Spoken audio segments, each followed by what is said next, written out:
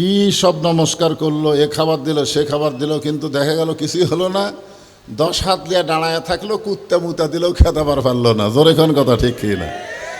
গতকাল ভাষায় দিল, কি ভাষায় দিল বুঝবার পারতেছেন? ভাষায় দেয়নি। কি সব নমস্কার করলো, এ খাবার দিল সে খাবার দিল, কিন্তু দেখা গেল কিছুই হলো না।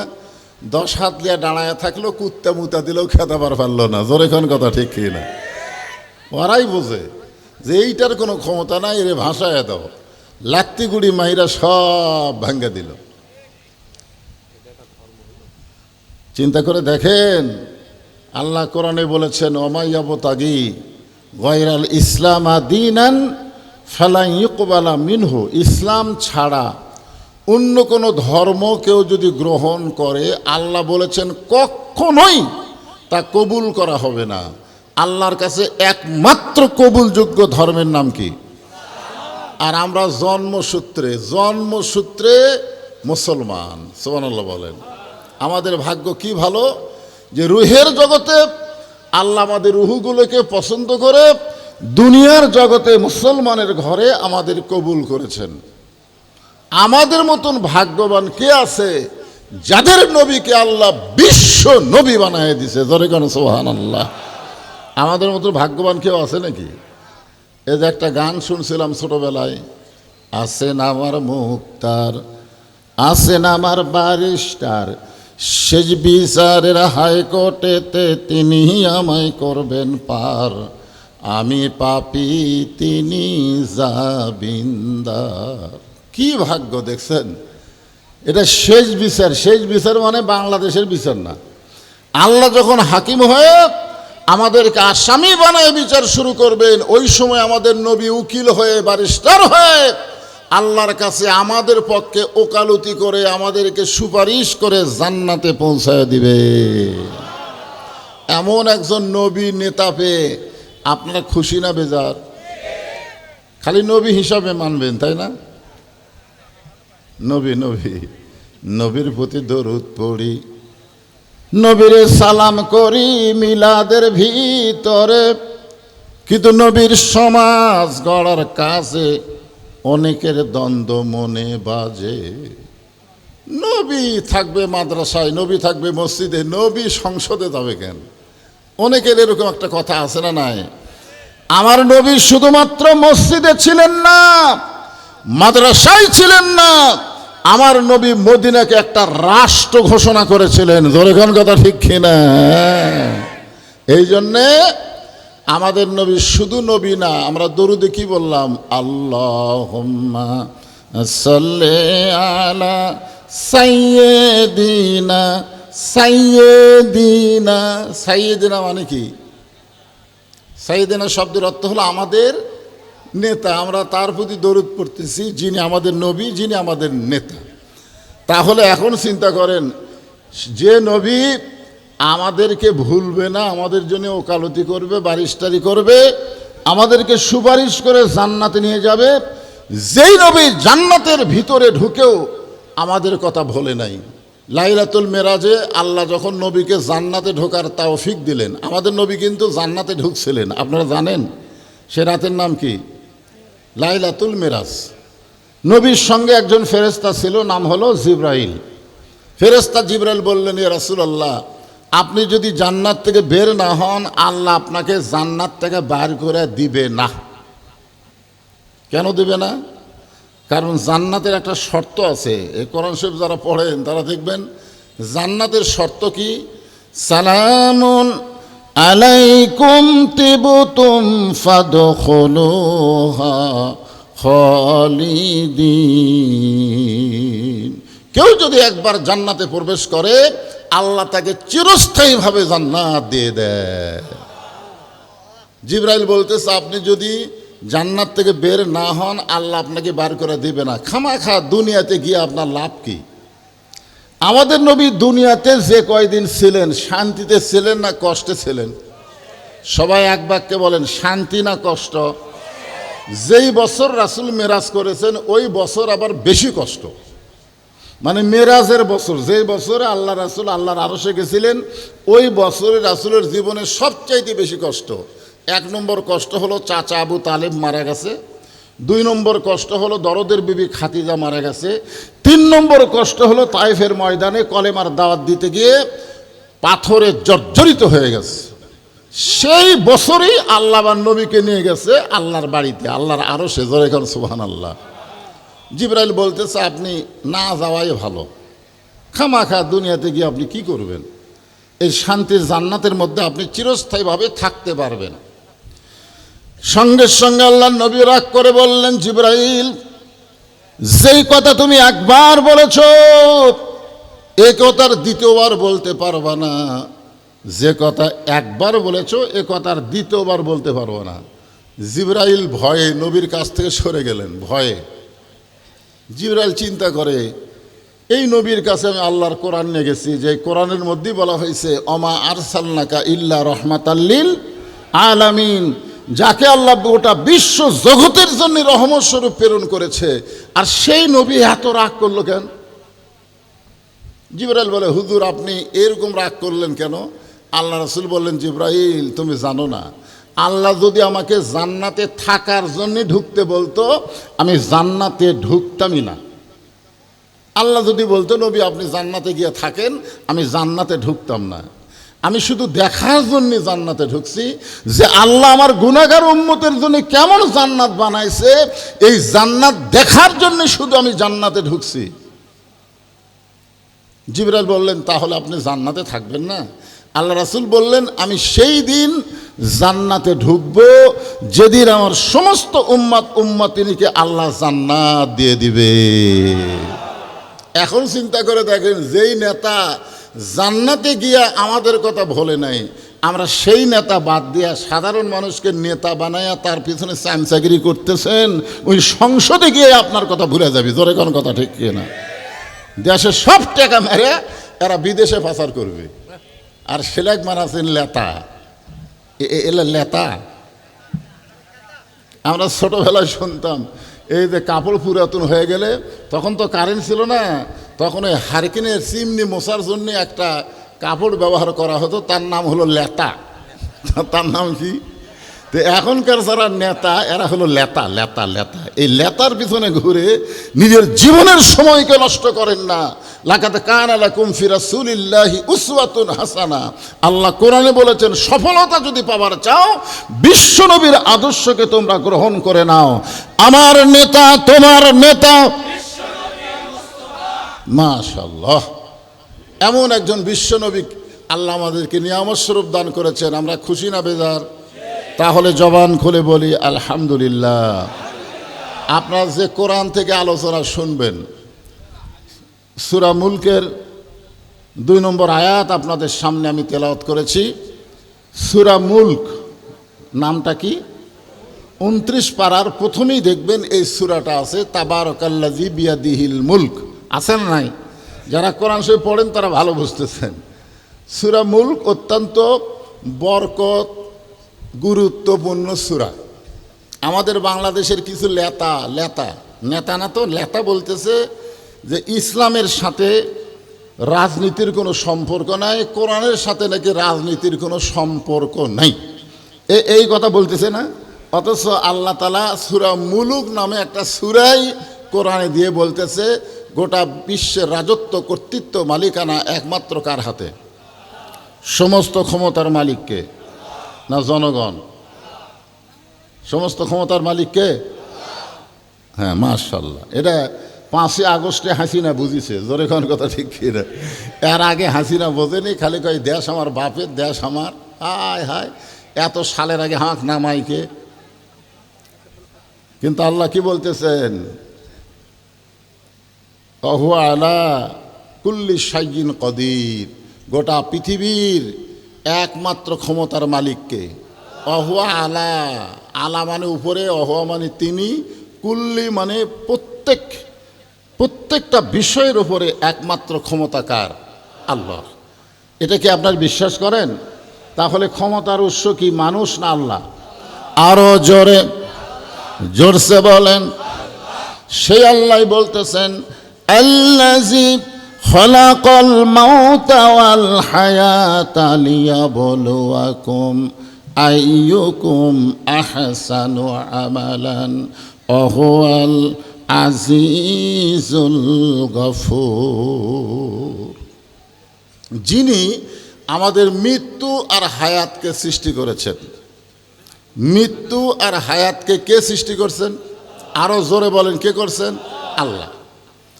মীর কাসিম আলী একজন ব্যক্তি, তাকে তার উকিল বলতেছে, স্যার আজকে রাত 12টায় আপনার ফাঁসি হবে, আজকে রাত 12টায় আপনার ফাঁসি হবে।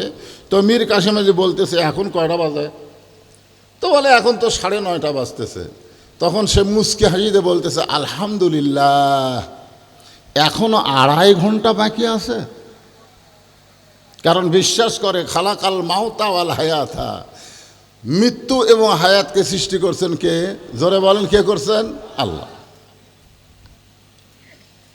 তো মীর কাসিম আলী বলতেছে, উকিল সাহেব এখনো যখন 2.5 ঘন্টা বাকি আছে ফাঁসি হওয়ার, তাহলে খামাখা বসে থাকা লাভ কি?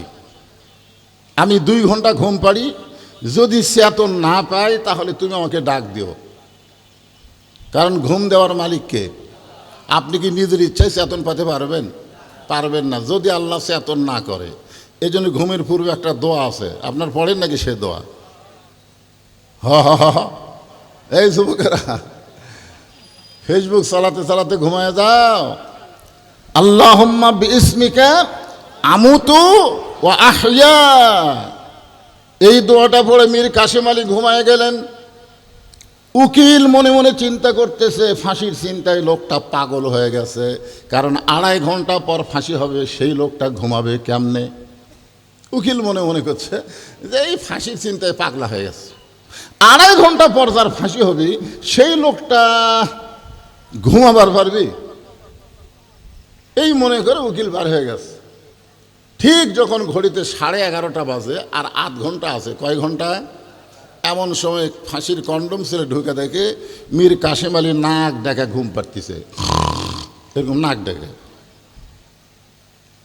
উকিল কয়কারী মানুষ করে, আর 8 ঘন্টা পর যার ফাঁসি হবি সে এইরকম ঘুম পাড়ে? পাও লড়াইছে, লাভ দুটো বলতেছে, ভাইজান রাত কি 12টা বাজছে? কয় না স্যার, এখনো 8 ঘন্টা বাকি আছে। কয় আলহামদুলিল্লাহ।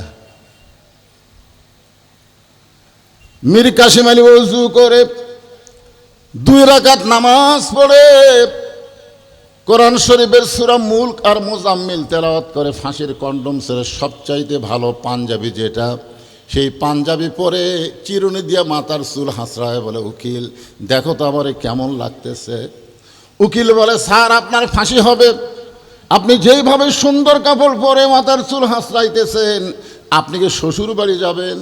মীর কাসিম আলী বলতেছে, উকিল তুমি বলতেছ আমার ফাঁসি হবে, কিন্তু আল্লাহর কোরআন আমাকে বলতেছে, ওয়ালা তাকুলু লিমান ইউকতালু ফি সাবিলিল্লাহি আমওয়াতুন বাল আহইয়াউ ওয়ালাকিন লা তাশউরুন। আল্লাহ রাস্তায় যাদেরকে অন্যায়ভাবে ফাঁসি দেওয়া হবে, আল্লাহ রাস্তায় অন্যায়ভাবে যাদেরকে হত্যা করা হবে, আল্লাহ বলতেছেন তারা মৃত্যুবরণ করে নাই, বরং বাল আহইয়া, তারা জীবিত। ওয়ালাকিন লা তাশউরুন। এখানে আল্লাহ বলতেছেন খলাকাল মাউতা ওয়াল হায়াতা লিয়াবলুয়াকুম আইয়ুকুম আহসানু আমালা। মৃত্যুর হায়াতকে আমি সৃষ্টি করেছি তোমাদেরকে পরীক্ষা করার জন্যে। জোরে কোন কিসের জন্যে? আমরা মরতে চাই। মীর কাসিম আলী মরে গেছে, এই মীর কাসিম আলী মারা গেছে, রংপুরের আবু সাইদ মারা গেছে, কথা বলেন মারা গেছে। আল্লাহর কোরআনকে আপনারা বিশ্বাস করেন? তাহলে আল্লাহ সবাইকে মারবে না। আল্লাহ রাস্তায় যারা জীবন দেবে তারা কখনোই মৃত্যুবরণ করে না। আল্লাহ বলতেছেন তোমাদেরকে পরীক্ষা করা হবে আইয়ুকুম আহসানু আমালা, সুন্দর আমলের পরীক্ষা। ধরে কোন কিসের পরীক্ষা? সুন্দর আমল। এখন আপনারা বলেন, সুন্দর আমল যদি আমরা করতে চাই তাহলে সুন্দর একটা পরিবেশের দরকার আছে না নাই? পরিবেশ যদি সুন্দর না হয় আমল সুন্দর করা যাবে না। কি সুন্দর মসজিদ দোতলা বানাইছেন, দোতলা মসজিদ বানাইছেন কি এমনি এমনি না নামাজ আদায়ের জন্যে? এ কথা কন, এমনি এমনি করছেন না নামাজ আদায়ের জন্য করছেন? তো নামাজ এমনকি দেখলাম নিচতলায় আপনারা এসিও লাগাইছেন, মাশাআল্লাহ এসি লাগাইছে, আলহামদুলিল্লাহ। আপনি জোহরের নামাজ সামনে কাতারে পড়বেন, এই নিয়তে আপনি বাড়ির থেকে রওনা দিলেন। আপনার বাড়ির থেকে মসজিদ হলো 100 গজ দূরে। যেরকম আমাকে যে বাড়িতে রাখছিল এই মসজিদ থেকে না হলো 150 গজ দূরে। তা আপনি জোহরের নামাজ পড়বেন সামনে কাতারে, আপনার নিয়ত ভালো না খারাপ? সেরকম ভালো না খারাপ? তো আপনি বাড়ি থেকে ওযু করে সামনে কাতারের নিয়তে বের হলেন, কিন্তু রাস্তার মধ্যে দুইটা বেপর্দা নারী আপনার 2 চোখত পড়ছে, মানে রাস্তা দিয়ে দুইটা বেপর্দা নারী যাওয়া আসা করতেছে। সেই নারী আপনি দেখবার চাননি, তারপরেও পড়িছে। চোখের মধ্যে কেউ কি মশা ফালাবার চায়? তারপরে পড়ে কি পড়ে না? জোরে কোন পড়ে কি পড়ে না? মোটর সাইকেল যারা চলায় এদেরকে বলবেন ভট করে একটা পড়ে গেছে। তো এখন দুইটা বেপর্দা নারী আপনার 2 চোখত পড়ছে, আপনি নাউজুবিল্লাহ নাউজুবিল্লাহ বলতে বলতে মসজিদে আসলেন। আসার পরে সামনে কাতারে এসে নিয়ত করলেন ইলা জিহাতিল কাবাতি শরীফাতে, আল্লাহু আকবার। মুখ আছে কাবার দিকে, চোখ আছে সেজদার দিকে, আর মন খালি বলতেছে রাস্তাত কি দেখলাম রে, রাস্তাতে দুটা কি দেখলাম রে। কি এখন আপনারা বলেন, যতই মসজিদ ভালো হোক, রাস্তা যদি ভালো না হয়, বেপর্দা মুক্ত নারী যদি রাস্তায় চলে, তাহলে সেই রাস্তা দিয়ে বেপর্দা নারী দেখে এসে সামনে কাতারে যতই নামাজ পড়েন, মন থাকবে একদিকে, মুখ থাকবে আর একদিকে। জোরে কোন কথা ঠিক কি না? তাহলে এখন সুন্দর পরিবেশ যদি তৈরি করতে চান, তাহলে সুন্দর একটা সমাজ লাগবে। জোরে কোন কি লাগবে? সুন্দর একটা সমাজ লাগবে, যেই সমাজের মধ্যে কোনো বেপর্দা নারী থাকবে না, সমস্ত নারীরা হবে পর্দানিশী। আল্লাহ কোরআনে বলেছেন অকরনা ফি বুয়ুতিকুন্না ওয়ালা তাবাররাজনা তাবাররুজাল জাহিলিয়াতিল উলা। আল্লাহু আকবার। আচ্ছা, কোরআনের আয়াত যখন আপনারা শোনেন, আপনাকে ঈমান বাড়ে না কমে? তো ঈমান বাড়ার লক্ষণ কি?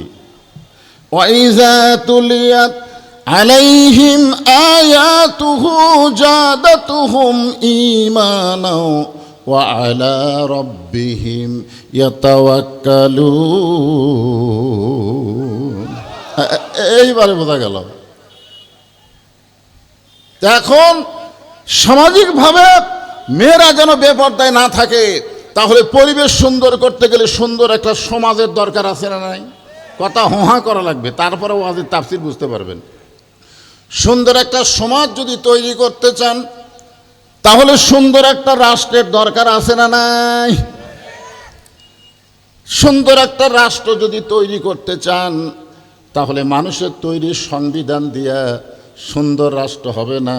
সুন্দর রাষ্ট্র গঠন করতে গেলে আল্লাহর কোরআনের সংবিধান লাগবে। জোরে কোন ঠিক কি না? এই যে একটা সংবিধান আমাদের বাংলাদেশে তো আছে, তা কতকগুলা দলের লোকেরা কয় পবিত্র সংবিধান। আচ্ছা, মানুষ যে সংবিধান লেখে সেই সংবিধান কোনোদিন পবিত্র হবার পারে? যে শালাই সংবিধান লিখেছে সে হয়তো সিগারেট খেতে খেতে লিখছে, কিংবা হয়তো অজুই করেনি, না পাক অবস্থায় লিখতে পারে। জোরে কোন কথা ঠিক কথা কন না কেন? যাই সংবিধান লিখছে তার নাম হলো ডক্টর কামাল, ওই নামাজ পড়ে কিনা আল্লাহ ভালো জানে। আর সেই সংবিধান কে বলতেছে বাংলাদেশের কতগুলো নেতারা পবিত্র সংবিধানের বাহিরে কিছুই করা যাবে না। এই মানুষের তৈরি সংবিধান কোনোদিন পবিত্র হয় না। পবিত্র সংবিধান হচ্ছে আল্লাহর কোরআন। জোরে কোন কথা ঠিক কিনা? হ্যাঁ, এই জন্যে তো আমাদের একটা স্লোগান হলো আল কোরআনের আলো ঘরে ঘরে। বাদ দেন তো, ঘর আরো চলবি ঘর। আপনারা মনে করেন যে বক্তারা ওয়াজ করে এই কয় মাস, আপনাদের দোয়ায় আমি ওয়াজ করি 12 মাস, এমনকি রমজান মাসে আমি ওয়াজ করি। তো 12 মাস ওয়াজ করতে তো বগুড়াতে আপনারা দেখতে পারবেন না। তার মানে বাংলাদেশের বহু জেলায় বহু জেলায় আমি ওয়াজ করি বাংলাদেশের, সমস্ত জেলায় গিয়ে এবারের যা সাইজ দেখতেছি তাতে মনে হয় ওরা যতই গাল গল্প করুক আর চলবি না, যতই গাল গল্প করুক আর খাওয়া নাই। যার প্রমাণ ডাকসু আর জাকসু দেখাই দিছে, সামনে রাকসু আর চাকসু আসতেছে। জোরে কোন কথা ঠিক কি না? এত পার্সেন্ট ভোট আমাকে, এত পার্সেন্ট ভোট আমাকে। মানুষের সব দেখা হলো শেষ। আগামীতে প্রত্যেকটা মুসলমান দেখবে আল্লাহর কোরআনের বাংলাদেশ। জোরে কোন কথা ঠিক কিনা? শুধু মুসলমান না, হিন্দুরাও পর্যন্ত বলতেছে আল্লাহর কোরআনের ভালো মানুষের দেশ আমরা দেখতে চাই। এই জন্যে আর ঘরে ঘরে না ভাই, এবার সাইজ মতো স্লোগান দেওয়া লাগবে। রাজি আছেন? আল কোরআনের আলো বলবেন সংসদে জালো, আল কোরআনের আলো, কোরআন হাদিস যেখানে, দুনিয়ার মুসলমান লিল্লাহে তাকবীর। এখন আপনাদেরকে এই সংবিধান সম্পর্কে সামান্য একটা আইডিয়া দিচ্ছি। এই কোরআন দিয়ে যখন রাষ্ট্র চলবে তখন নেতা কেমন হবে, কেমন ভালো। বাংলাদেশের মতন ৯৬টা দেশের খলিফা, আমাদের বাংলাদেশের মতন ৯৬টা দেশের খলিফা হযরত ওমর পবিত্র জুমার দিনে মসজিদের মেম্বরে দাঁড়ায়া খুতবা দিচ্ছেন। জুমার দিনে মসজিদের মেম্বরে দাঁড়ায়া যখন খুতবা দেন, মাঝখান থেকে একজন সাহাবী দাঁড়িয়ে বলতেছে, ইয়া আমির আল মুমিনিন, আপনার খুতবা আমরা শুনব না, আপনার খুতবা আমরা শুনব না। বাংলাদেশের মতন ৯৬টা দেশের খলিফা খুতবা দিচ্ছেন, আর একজন সাধারণ সাহাবী দাঁড়িয়ে বলতেছে, আমির আল মুমিনিন, আপনার খুতবা আমরা শুনব না। ওমর ফারুক বললেন, আমার অপরাধ কি? বলে, আপনার অপরাধ হলো আমাদেরকে খাটো পাঞ্জাবি দিয়ে আপনি লম্বা জুব্বা পরে খুতবা দিচ্ছেন, আমাদেরকে বাইতুল মাল থেকে খাটো পাঞ্জাবি দিয়ে আপনি লম্বা জুব্বা পরে খুতবা দিচ্ছেন। এই লম্বা জুব্বা আপনি কোথায় পাইলেন? যতক্ষণ পর্যন্ত না বলবেন ততক্ষণ পর্যন্ত আপনার খুতবা আমরা শুনব না। ওমর ফারুক তাকায় দেখে প্রত্যেকটা সাহাবী মাথা নিচু করে বসে আছে। তার মানে ওই সাহাবীর কথার সাথে সবাই একমত, সবাই একমত। সবাইকে খাটো পাঞ্জাবি দিয়ে এই লম্বা জুব্বা কোথায় পাইল রে? চিন্তা করছেন? আল্লাহর কোরআন দিয়ে যখন রাষ্ট্র চলবে তখন নেতা যদি সামান্য ভুল করে, সাধারণ একজন সাহাবী পর্যন্ত তার ভুল ধরার সাহস পাবে। আর বর্তমানে যদি নেতা কোনো ভুল করে আর কেউ যদি ভুল ধরে, ওই পিটন খায় আর জান যাবি। ধরে কথা কন না কেন? কথা কন। সমস্ত সাহাবী যখন মাথা নিচু করে বসে আছেন, এমন সময় ৬ লক্ষ হাদিসের হাফেজ, ৩০ পারা কোরআনের হাফেজ, নাম হলো আব্দুল্লাহ ইবনে ওমর, ওমর ফারুকের সন্তান। যোগ্যতা হলো ৬ লক্ষ হাদিসের হাফেজ, ৩০ পারা কোরআনের হাফেজ। তার মানে বোঝা গেল নেতা যদি ভালো হয়, নেতার বেটার শিক্ষাও ভালো হয়। আপনি বলেন তো, কোন শিক্ষা গ্রহণ করার জন্য আল্লাহ বললেন ইকরা? হে রাসূল, আপনি পড়েন, পড়েন। প্রথম শব্দটাই কি?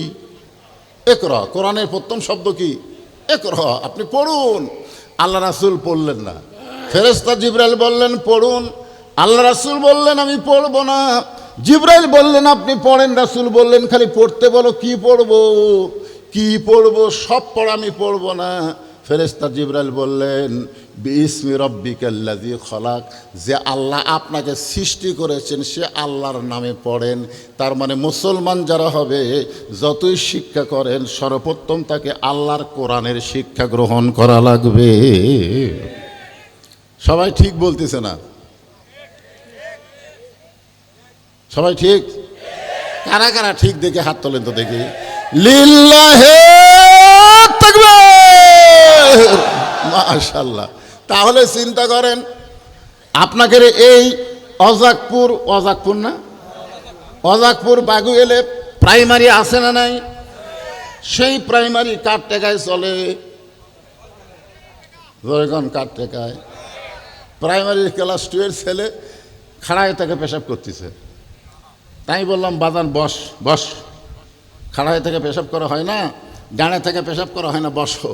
ওই বসে না, এই বস, তোর শিক্ষক তোরে শিখাইনি কেমনি পেশাব করা লাগে? ক্লাস 2 পড়িস আর দাঁড়ায় পেশাব করিস। ও তখন বলতেছে চাচা আপনি যে কথা বলেন, প্রাইমারি পেশাবখানার যায় দিকে আমার সারি খাড়া হয়ে পেশাব করে, আর সারি খাড়া হয়ে পেশাব করে। সেই বিদ্যালয়ের জন্য সরকার হাজার হাজার কোটি টাকা বাজেট করে, আর আপনাকে এই ফোরকানিয়া মাদ্রাসার জন্য সরকার কয় টাকা দেয়? এই কথা কর না, কয় টাকা দেয়? কোরআন শিক্ষা দেওয়া হবে। রাসূল বলেছেন খায়রুকুম মান তাআল্লামাল কোরআন ওয়া আল্লামা। ওই ব্যক্তির চাইতে দামি সম্মানী কেউ নাই যে আল্লাহর কোরআন শিখেছে এবং অপরকে কোরআনের শিক্ষা দেয়। আল্লাহ রাসূল বললেন জিবরাইল পড়তে বললি আমি পড়ব না, এমন পড়া আমি পড়তে চাই যেই পড়ার মধ্যে আমি আল্লাহ পাই। সুবহানাল্লাহ। তাহলে আব্দুল্লাহ ইবনে ওমর হলো 6 লক্ষ হাদিসের হাফেজ, 30 পারা কোরআনের হাফেজ। ওমর ফারুকের পাশে গিয়া ওকালতি শুরু করলেন, মানে কেউ বাপের পক্ষে নাই, সবাই মাথা নিচু করে আছে। বেটা যায় বলতেছে নবীর সাহাবীরা মাথা তোলো। মাথা নিচু করে আছে কেন? মাথা তোলো। তোমরা খাটো পাঞ্জাবি হলেও তো নতুন কাপড় পরে নামাজ পড়তে এসেছো, কিন্তু আমি আব্দুল্লাহর পরনে নতুন কোনো কাপড় নাই। তোমরা খাটো পাঞ্জাবি হলেও তো নতুন পোশাক পরেছো, কিন্তু আমার দিকে তাকায় দেখো আমার পরনে নতুন কোনো কাপড় নাই। ওসমান গনি বলে আব্দুল্লাহ আজকে জুমার দিনে সবাই নতুন পোশাক পরেছে, তুমি নতুন পোশাক কেন পরো নাই? আব্দুল্লাহ বলতেছে আমি যদি আজকে নতুন পোশাক পরতাম তাহলে আমার বাবার গায়ের জুব্বা লম্বা হতো না। আমার বাবা যেদিন থেকে মদিনার খলিফা হয়েছে সেদিন থেকে তোমরা সবাই আরামে ঘুম পাড়ো, কিন্তু আমার বাবার চোখে ঘুম নাই। তো আমার বাবা যেদিন থেকে মদিনার খলিফা হয়েছে সেদিন থেকে তোমরা সবাই আরামে ঘুম পাড়ো, কিন্তু আমার বাবার চোখে কোনো ঘুম নাই। বাবা সারা রাত চোরের মতন চুপি চুপি মানুষের দুঃখ কষ্ট দেখে বেড়ায়। চোরের মতন, জোরে কোন কার মতন? চোরের মতন। বাংলাদেশের মতন 96টা দেশের খলিফা, তার কোনো পুলিশ নাই, র্যাব নাই, একা একা।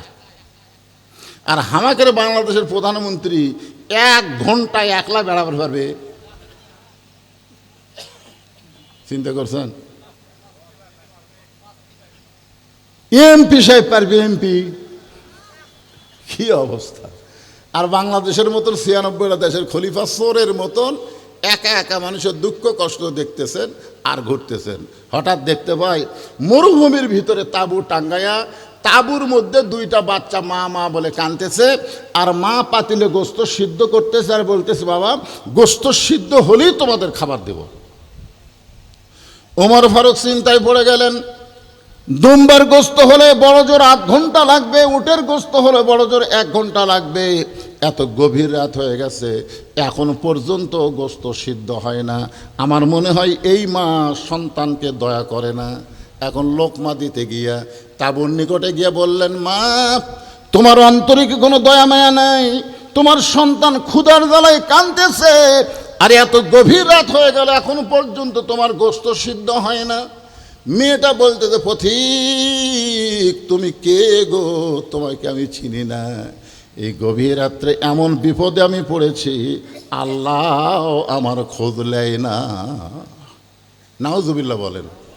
মানুষ কঠিন বিপদে পড়লে মানুষ কিন্তু এরকম কথা বলে, যেরকম গাজার মুসলমানেরা বলতেছে আল্লাহ আল্লাহ বিশ্ব থেকে আমাদেরকে খাবার দেয়, আর সেই খাবার আমরা নিবার গেলে ওই ইসরায়েলের হাইনারা আমাদেরকে গুলি করতেছে, আমাদের শিশু বাচ্চাদেরকে যে হারে মারতেছে। তুমি আল্লাহ কি করতেছো? তুমি যদি ইব্রাহিম নবীকে নমরুদের আগুন থেকে বাঁচাবার পারো, তুমি যদি মুসা নবীকে সাগর রাস্তা বানাই দিবার পারো, তাহলে আমরা কি এতই পাপী হয়ে গেছি আমাদের মাসুম বাচ্চাগুলোকে ওরা মারতেছে? কি কারণ মাঝে মধ্যে মানুষ বিরক্ত হয় না? মেয়েটা বিরক্ত হয়ে বলতেছে এমন বিপদ আমি পড়ছি পথিক যে আমার আল্লাহ আমাকে দেখবার পারতেছে না।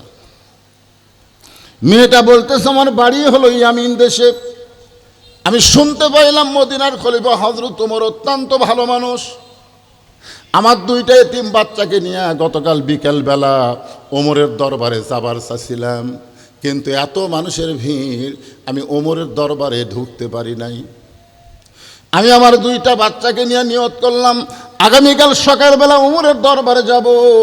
রাতের বেলা তাঁবু টাঙ্গায়া দুইটা বাচ্চাকে বুকের মধ্যে নিয়ে আমি সান্ত্বনা দিয়ে ঘুমাবার চাই, কিন্তু রাতটা যত বেশি হয় আমার সন্তান দুইটা খালি কান্দে, আমার সন্তান দুইটা শুধু কান্দে কান্দে আর কান্দে। আমি তখন কি করব? ক্ষুধার জ্বালায় যখন কাঁদতেছে আমি তখন সান্ত্বনা দেওয়ার জন্যে পাতিলের মধ্যে পানি আর পাথর দিয়ে নিচে আগুন জ্বালায়া আমি বলতেছি বাবা গোস্ত সিদ্ধ হলেই তোমাদের খাবার দেব। আমি মনে করেছিলাম আমার সান্ত্বনার বাণী শুনে আমার দুইটা সন্তান ঘুমিয়ে যাবে, কিন্তু এদের পেটে এত খিদা লাগছে যে খিদার কারণে এরা ঘুমাবার পারতেছে না।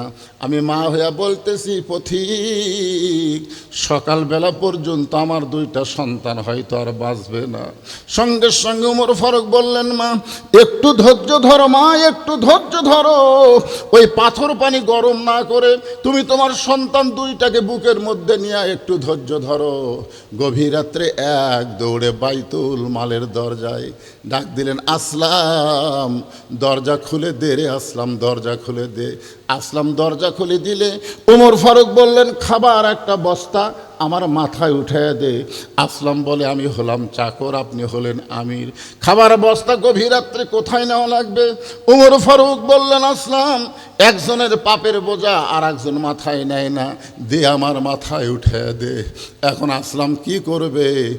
উলিল আমরে মিনকুমকে মানতে গিয়া ওই খাবার বস্তা ওমর ফারুকের মাথায় দিলেন। ওমর ফারুক বস্তার দুই মোড়া ধরে দৌড়ানো শুরু করলেন। আসলাম বলতেছি আমির আল মুমিনিন এই ওজনের বস্তা নিয়ে দৌড়ালে আপনি যদি পড়ে যান আপনার কষ্ট হবে। ওমর ফারুক বলে আসলাম রে সময় মতো যদি যাবার না পারি জাহান্নামের আগুনে আল্লাহ ওমরকে পুড়াইয়া ফেলবে। ইন্না আকরামাকুম ইনদাল্লাহি আতকাকুম।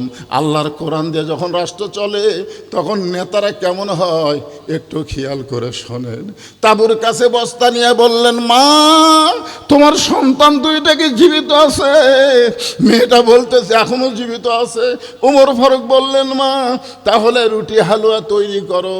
মেয়েটা রুটি হালুয়া তৈরি করে যখন ওমরের হাতে দেয় ওমর দুইটা সন্তানকে দুই উরাতের উপরে বসায়া দিয়া দুই সন্তানের গালে চুমু দিয়া উঠি ছিঁড়া হালুয়া নিয়ে যখন মুখে দেয় দুইটা সন্তান ফ্যাল ফ্যাল করে ওমরের দিকে তাকায়া থাকে। তুমি কে গো? তুমি কে? এই গভীর রাত্রে বাবার দরদ দিয়ে আমাদেরকে খাওয়াতে আইছো, তুমি কে গো? সঙ্গে সঙ্গে ওমর ফারুক দুইটা হাত আল্লাহর দরবারে তুলে বলতে আল্লাহ এ অধমকে জাহান্নামের আগুন থেকে তুমি বাঁচায় দাও। মেয়েটা বলতেছে পথিক আমি ভালো মানুষের গল্প শুনেছি, কিন্তু মানুষ এমন ভালো হয় কোনোদিন তা কল্পনা করতে পারি নাই।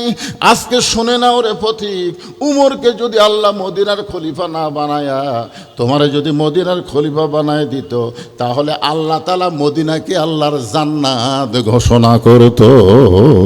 লিল্লাহি তাকবীর। আলহামদুলিল্লাহ। আল্লাহর কোরআন দিয়ে যখন রাষ্ট্র চলবে নেতার কথা বলতেই কথা তো শেষ হয় না, আবার কি স্লিপ দিল? আচ্ছা ঠিক আছে, আকাশের অবস্থা ভালো না, দয়া করে আদায় সেরে নিলে ভালো হয়। আপনারা কি বলেন এখানে ওয়াজ চলবে আল্লাহ বৃষ্টি দিবে? আপনাদের কি বিশ্বাস? হ্যাঁ, as-সাদাকাতু তারুদ্দুল বালা। আল্লাহ রাসূল বলেছেন আল্লাহ রাসূল বলেছেন দান সদকা করলে বালা মুসিবত দূর হয়। এ কথা সত্য না মিথ্যা? বিশ্বাস করেন কারা কারা কন্ত সত্য? নবীর হাদিসের ব্যাপারে যে হাত উঠবে না ওই কাফের হয়ে যাবে। দুই হাত টান টান করে তোলেন, হাত নামান। এই যে বৃষ্টি আসবে আসবে, এই যে বালা, আজকের মাহফিলের জন্য বৃষ্টি হলো একটা মুসিবত, জোরে কোন ঠিক কিনা? তো তাহলে কি বলা হচ্ছে সদকা তো তারুদ্দুল বালা, দান সদকা করলে বালা মুসিবত দূর হয়ে যায়। তা আপনাদের কাছে একটু রুমাল যাবে, গামছা যাবে, আপনার যে যা পারবেন এই বালা মুসিবত থেকে বৃষ্টিকে দূর করার জন্য 10 পারেন, আপনি 5 টাকা পারেন তাও দিবেন। ভাই আপনাদের কাছে রুমাল গেলে, ব্যাগ গেলে কারা কারা দিবেন না তারা হাত তোলেন তো দেখি। যারা 1 টাকাও দিবেন না, হুজুর আমি সেই কৃপণ, আমি জীবনে 1 টাকা দিই না, এরকম কোনো লোক আছেন? এ কারা কারা দিবেন তারা একটু হাত তোলেন তো দেখি। যারা দিবেন তারা হাত তোলেন তো বাবা। এ টান টান করে তোলেন না, কারণ আপনাকে আমি 2000 টাকা দিবেন বলতেছি, 10 টাকা দিবেন, হাত নামান। যত লোক হাত তুলছে টাকার বস্তা হয়ে যাবে রে। এই ব্যাগালারা গুটি রে ঢুকছে, আদায় শেষ, আমার ওয়াজ শুরু, কোনো টেলটি বেলটি নেই। হ্যাঁ দেন দেন ব্যাগের, সবাই দেন, সবাই দাও বাবা। 10 টাকা, 20 টাকা, 50 টাকা, 100 টাকা, যে যা পারবা আল্লাহর রাস্তায় দিয়ে দাও। আলহাজ মোহাম্মদ গাজীউর রহমান জরিফ, ঢাকা, উনি 5000 টাকা নগদে দান করেছে। আল্লাহ গাজীউর রহমানের দানকে আল্লাহ আপনি কবুল করেন। আল্লাহ নেক নিয়ত নেক আশা পরাক, আল্লাহুম্মা আমিন। নাম হলো মোহাম্মদ আব্দুল আলিম, চাকরিজীবী, 1000 টাকা দান করছে। আব্দুল আলিমের দানকে আল্লাহ আপনি কবুল করেন। আল্লাহ নেক নিয়ত নেক আশা পরাক, আল্লাহুম্মা আমিন। ভাই এই গামছার আদায় করতে করতেই এই মাদ্রাসায় কয়জন ছাত্র আছে? 40+। আমি 40টাই ধরবো। এই মাদ্রাসায় 40টা কোরআন শরীফ দান করা লাগবে। এই মাদ্রাসার অনেক প্রধান অতিথি কয় আমি এত টাকা পয়সা দিয়ে প্রধান অতিথি করল আর আমাকে একটা মাইক দিল না। আপনার এরকম কোনো অজুহাত নাই? আচ্ছা ঠিক আছে, মাশাআল্লাহ, আলহামদুলিল্লাহ। সাধারণ মানুষকে আল্লাহ যেন অসাধারণ হিসাবে জান্নাত দেয়, ধরে কারণ আমিন। যেখানেই থাক সেখানেই যেন আল্লাহ বরকতে পরিপূর্ণ করে দেয়, আল্লাহুম্মা আমিন। অ্যাডভোকেট একজন উকিল মানুষ, বাপ মা 2 জনের জন্য 2টা কোরআন শরীফ বাবদ 1000 টাকা দান করছে। আল্লাহ তার দানকে কবুল করেন। আব্দুল্লাহ ইবনে ওমর বলে, রে নবীর সাহাবীরা, তোমরা সবাই যখন ঘুমিয়ে যাও, এমন সময় আমার বাবা চুপি চুপি আমার ঘরের দরজায়, মনে আছে না ভুলে গেছেন, চুপি চুপি আমার ঘরের দরজায় আস্তে করে ঠোকা দিলেন, আব্দুল্লাহ আব্দুল্লাহ। আমি সঙ্গে সঙ্গে ঘরের দরজা খুলে গেলাম। ঘরের দরজা খুলে গিয়ে দেখি আমার বাবা একটা পাঞ্জাবি নিয়ে দাঁড়ায় আছে। আমার বাবা একটা পাঞ্জাবি হাতে নিয়ে দাঁড়ায় আছে। আমি খুশি হয়ে বললাম, বাবা বাইতুল মাল থেকে আমার একটা পাঞ্জাবি দিছে, আর গভীর রাত্রে আপনি আর একটা দিবারাচ্ছেন। আব্দুল্লাহ মনে করছে যে বাবা তাকে পাঞ্জাবি দিবারাচ্ছে, এই জন্যে বলতেছে, বাবা বাইতুল মাল থেকে আমার একটা পাঞ্জাবি দিছে, আপনি আর একটা পাঞ্জাবি দিবারাইছেন। সঙ্গে সঙ্গে হযরত ওমর আল্লাহর কোরআন থেকে তেলাওয়াত করলেন, ইন্নাল্লাহা ইয়ামুরুকুম আন তুআদ্দুল আমানাতি ইলা আহলিহা ওয়া ইযা হাকামতুম বাইনান নাস আন তাহকুমু বিল আদল। আল্লাহু আকবার। ওমর ফারুক কি নিজের কথা বলতেছেন না আল্লাহর কোরআনের কথা বলতেছেন? আল্লাহর কোরআন থেকে তেলাওয়াত করলেন, ইন্নাল্লাহা ইয়ামুরুকুম আন তুআদ্দুল আমানাতি ইলা আহলিহা ওয়া ইযা হাকামতুম বাইনান নাস আন তাহকুমু বিল আদল। আব্দুল্লাহ রে, আল্লাহর কোরআন দিয়ে যখন রাষ্ট্র চলবে তখন সবাই সমানভাবে, ওয়া ইযা হাকামতুম বাইনান নাস, আমি তখন হাকিম হয়ে মানুষের আদল ইনসাফের বিচার করব। তুই আমার বেটা বলে তোকে একটা পাঞ্জাবি দিছে আর একটা দিবারাচ্ছি না রে বাবা, না, এই পাঞ্জাবিটা আমার ভাগে পড়েছে। তুই বল রে আব্দুল্লাহ, আগামীকাল জুমার দিনে এই খাটো পাঞ্জাবি গায়ে আমি যদি খুতবা দেই তাহলে তোর কেমন লাগবে? আমি একজন ইমাম মানুষ, আমি যদি খাটো পাঞ্জাবি গায়ে দিয়ে নামাজ পড়াই তোর কেমন লাগবে? আব্দুল্লাহ বলে, বাবা তাহলে আমি কি করব? আপনি হলেন অর্ধ জাহানের খলিফা, আপনি আমার কাছে আইছেন, আমি কি করব? ওমর ফারুক বললেন, বেটা রে, তোর পাঞ্জাবিটা হামাক দান করে দে, তোর পাঞ্জাবিটা হামাক দান করে দে বাবা। আব্দুল্লাহ বলে, গভীর রাত্রে আমার পাঞ্জাবি আমার বাবাকে দান করে দিলাম। বাবা আমার পাঞ্জাবি নিয়ে, তার পাঞ্জাবি নিয়ে যখন রওনা দিল, আমি পিছনে পিছনে রওনা দিয়ে দেখি বাবা ঘরের মধ্যে ঢুকে বাবার পাঞ্জাবি আমার পাঞ্জাবি একত্র করে বাবা লম্বা জুব্বা বানাইছে, আর সেই জুব্বা বানায় খুতবা দেয়। এখন বলো বাবার খুতবা শোনা যায় কি না যায়? সমস্ত সাহাবীরা চিল্লায় বলে, আল্লাহর কোরআন দিয়ে যখন সংবিধান চলবে, আল্লাহর কোরআন দিয়ে যখন রাষ্ট্র চলবে, তখন এমন ভালো মানুষকে মুসলমানেরা নেতা হিসাবে দেখতে পাবে। তাহলে আল্লাহর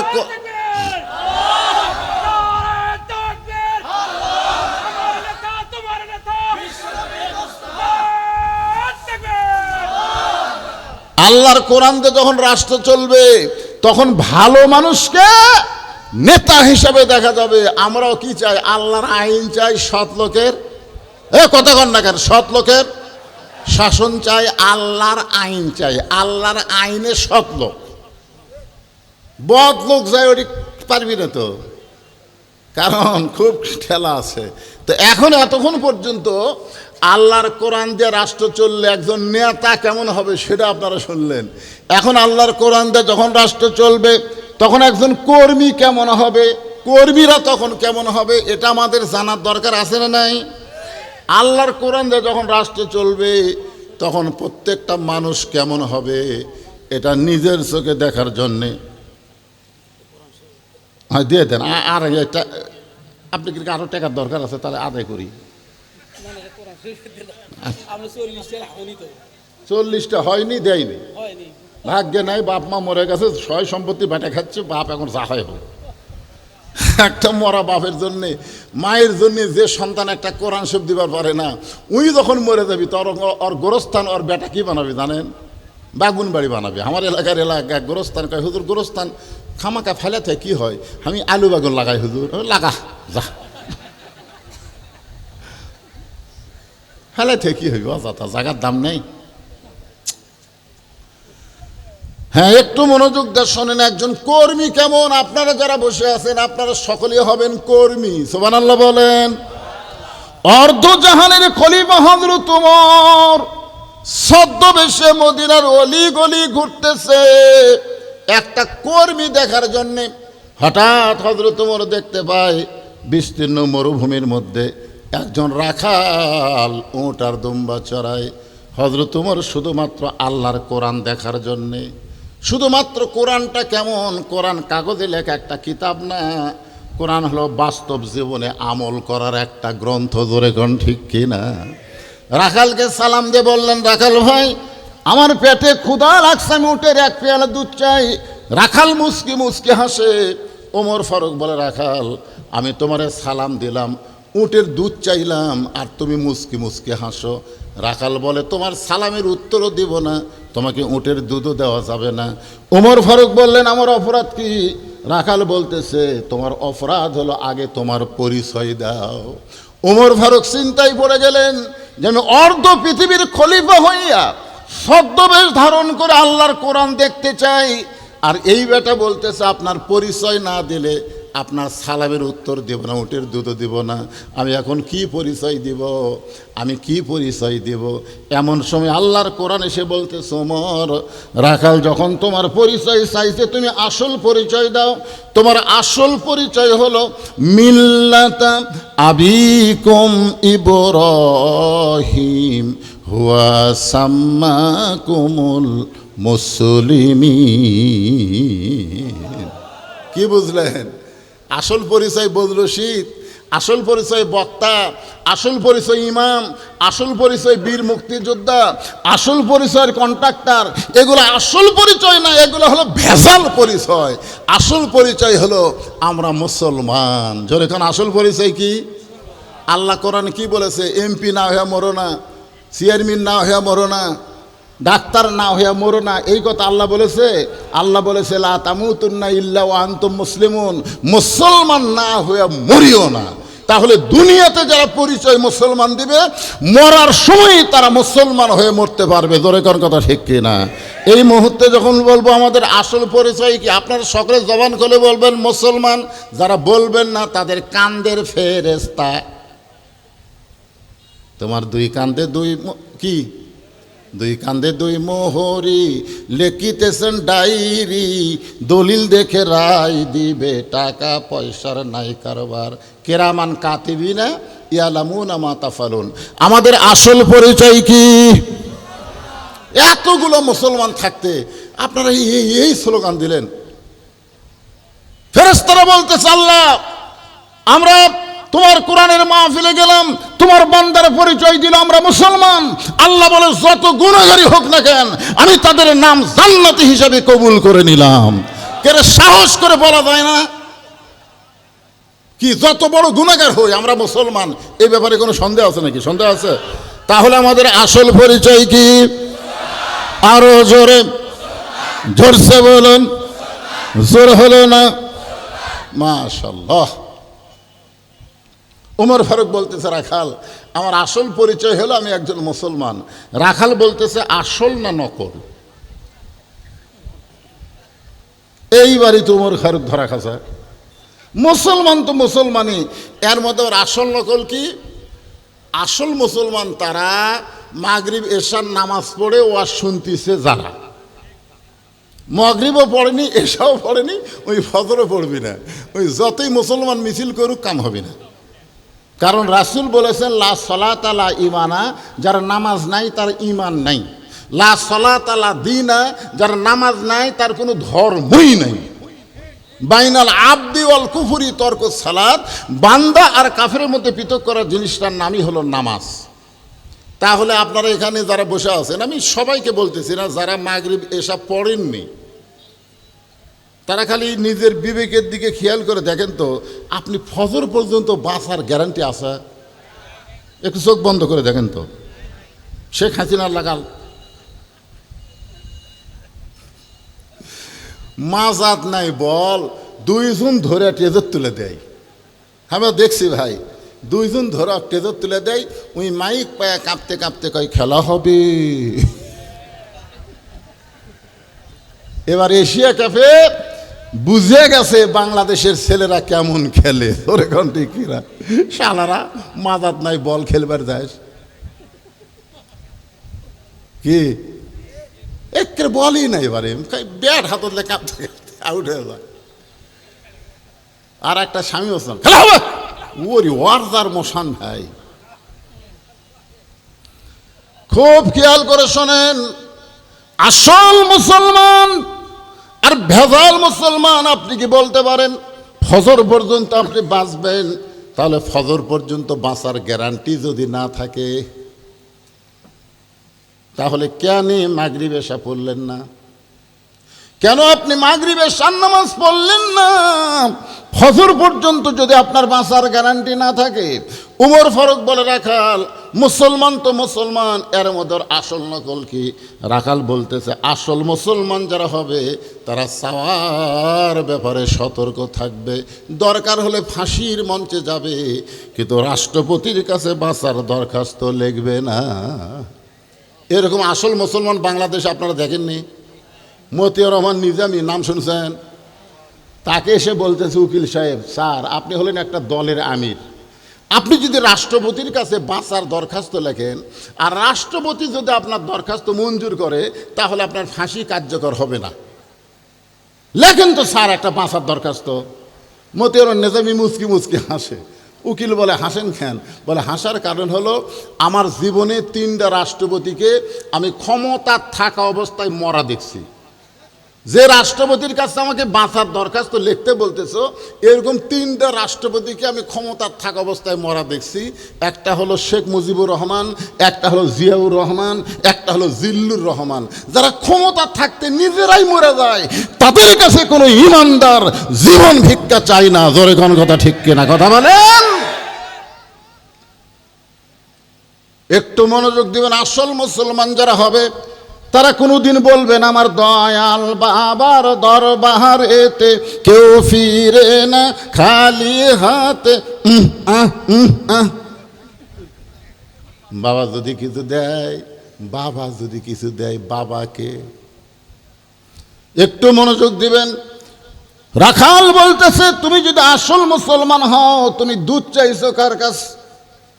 সঙ্গে সঙ্গে উমরের চোখ দিয়ে পানি পড়তেছে। আল্লাহ, তোমার কোরআন যখন দুনিয়াতে চালু থাকবে, ওমর যদি ভুল করে একটা রাখাল পর্যন্ত ভুলটা ধরতে পারবে। আপনাদের মসজিদে আল্লাহর কোরআন চালু আছে না নাই? আপনাদের মসজিদের কথা বলতেছি।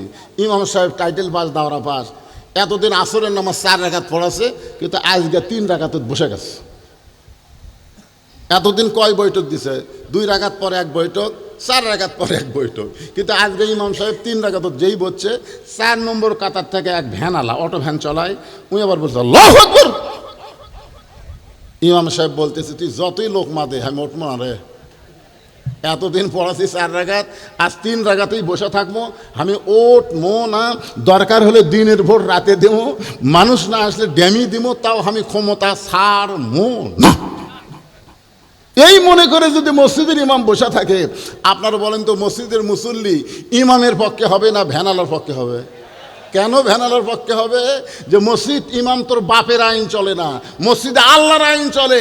ঠিক মতো নামাজ পড়াবি তো পড়াবি, না পড়ালে তুলে বাদ দে, নতুন আর একটা নেতা ইমাম নিয়োগ দিব। জোরে কোন কথা ঠিক কিনা?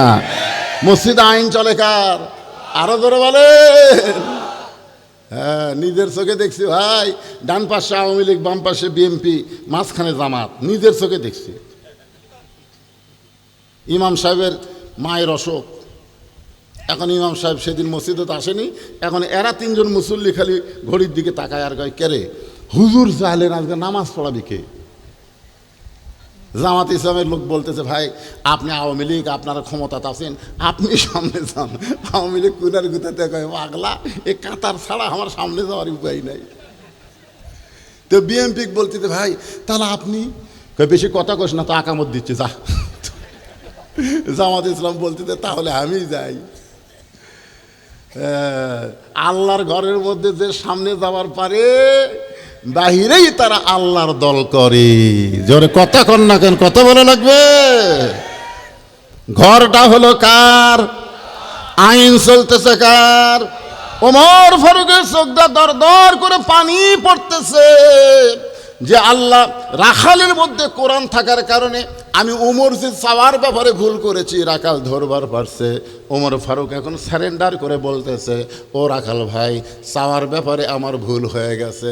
রাখাল মুসকে মুসকে হাসে আর বলে ভুলটা যখন স্বীকার করেছ, তাহলে আল্লাহ তোমাকে তওবা করার সুযোগ দিয়েছে। আপনি যত পাপ করেন না কেন, সারা জীবন আপনি বেনামাজি হয়েছেন। আজ থেকে যদি আপনি নিয়ত করেন আল্লাহ ফজর থেকে আমি আর নামাজ বাদ দেব না, আল্লাহ বলে পাগল রে, যত নামাজ না পড়ার পাপ হয়েছে এ নিয়ত করার সঙ্গে সঙ্গে আমি আল্লাহ তোর জীবনের গুনাহ মাফ করে দিলাম।